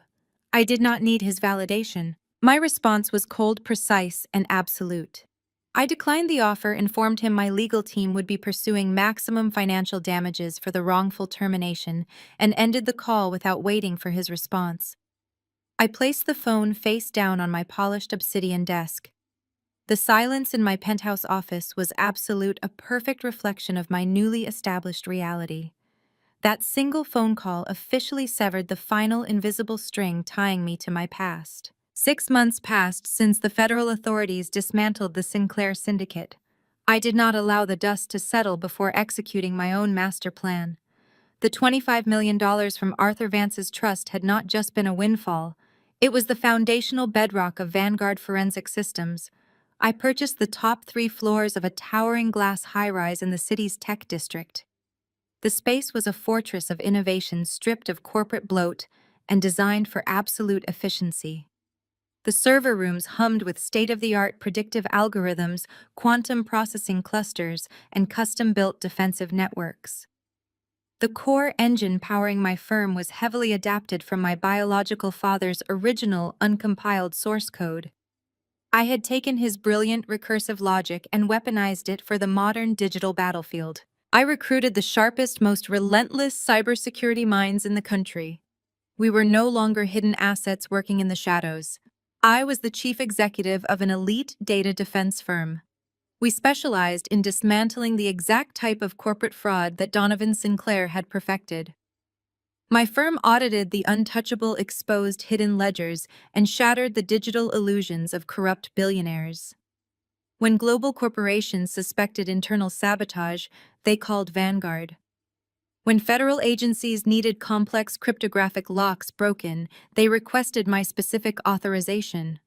I had weaponized my trauma, transforming the forensic skills I honed in the guest house into a legitimate, terrifyingly effective empire. My new status placed me directly in the center of the city's legitimate power brokers. That included Julian Kendrick. The fallout from the Sinclair collapse had initially sent shockwaves through the market, threatening to permanently stall his technology firm's initial public offering. But Julian was a survivor. Without Donovan's shadow network actively throttling his infrastructure, Kendrick rebounded with aggressive precision. He utilized independent forensic auditors to meticulously scrub his data architecture completely, clearing his company's name and severing all remaining ties to the Sinclair shell companies. His legally restructured IPO launched flawlessly shattering market projections within the first hour of trading. We no longer met in hushed clandestine hotel lobbies or communicated through heavily encrypted chat rooms. We met for coffee every other Tuesday at a bright, bustling cafe near the financial district. I walked in wearing a sharply tailored suit, meeting him at our usual table near the window. He looked rested, the deep stress lines around his eyes entirely gone. We sat in the open, drinking dark roast coffee and exchanging industry intelligence as respected colleagues. He asked for my perspective on a new decentralized ledger protocol, and I offered a brutal, honest critique of its security flaws. There was no romance, no lingering debts, and no power imbalance. It was a partnership forged in the fires of mutual survival, built on absolute professional respect. He raised his ceramic mug, clinking it against mine in a silent, enduring salute to the empires we had both secured. Later that afternoon, the crisp autumn air bit at my cheeks as I drove my matte black sports car through the heavy wrought iron gates of the Mount Auburn Cemetery. The sprawling Sinclair family plot was an ostentatious display of marble and granite monuments. Even in death, Donovan's ancestors demanded to project dominance and superiority. I bypassed the towering, gaudy mausoleums and walked along the winding cobblestone path. My destination was set far apart from the main family, resting quietly under the sprawling branches of a massive weeping willow. Grandma Beatrice Sinclair. I stopped in front of the modest, polished headstone. I stood perfectly still, letting the biting wind rush past me. I did not shed a single tear. Crying was for victims, and I had left that identity behind in the ruins of the guest house. I carried a single bouquet of white lilies. I knelt on the damp grass and placed the flowers carefully against the gray stone base. "Thank you," I said, my voice steady and carrying softly through the quiet cemetery. "Thank you for making me earn it. Thank you for forcing me to find the truth." Beatrice Sinclair had always seen through the manufactured glamour of her own family. She knew Donovan was a parasite, and she knew I was the collateral damage of his violent greed. But she had not handed me the $25 million out of blind affection or simple pity. She had given me a crucible. Leaving the uncompiled, corrupted hard drive as the only key to the vault was a brutal, flawless test. She needed to ensure I possessed the sheer will, the relentless intellect, and the forensic capability required to carry Arthur Vance's legacy forward. She made me resurrect a ghost to prove I was worthy of the future. She gave me the tools to shatter my own chains. I stood up, brushing the stray damp leaves from my knees, and pulled my trench coat tighter around my shoulders. I looked at the name carved into the stone one last time, feeling a profound sense of closure. The Sinclair shadow was permanently erased. The fear, the isolation, the constant crushing weight of being the family disappointment was gone. I was no longer the discarded daughter of a toxic dynasty. I was the architect of my own empire, forged in the fires of my stolen heritage, operating entirely on my own terms. I turned my back on the graves and walked toward the exit, my footsteps echoing with absolute certainty. Sometimes a family's rejection isn't an ending, it's the ultimate liberation to build your own empire. Have you ever had to use your own skills to shatter the lies of toxic relatives? Let me know your story in the comments below.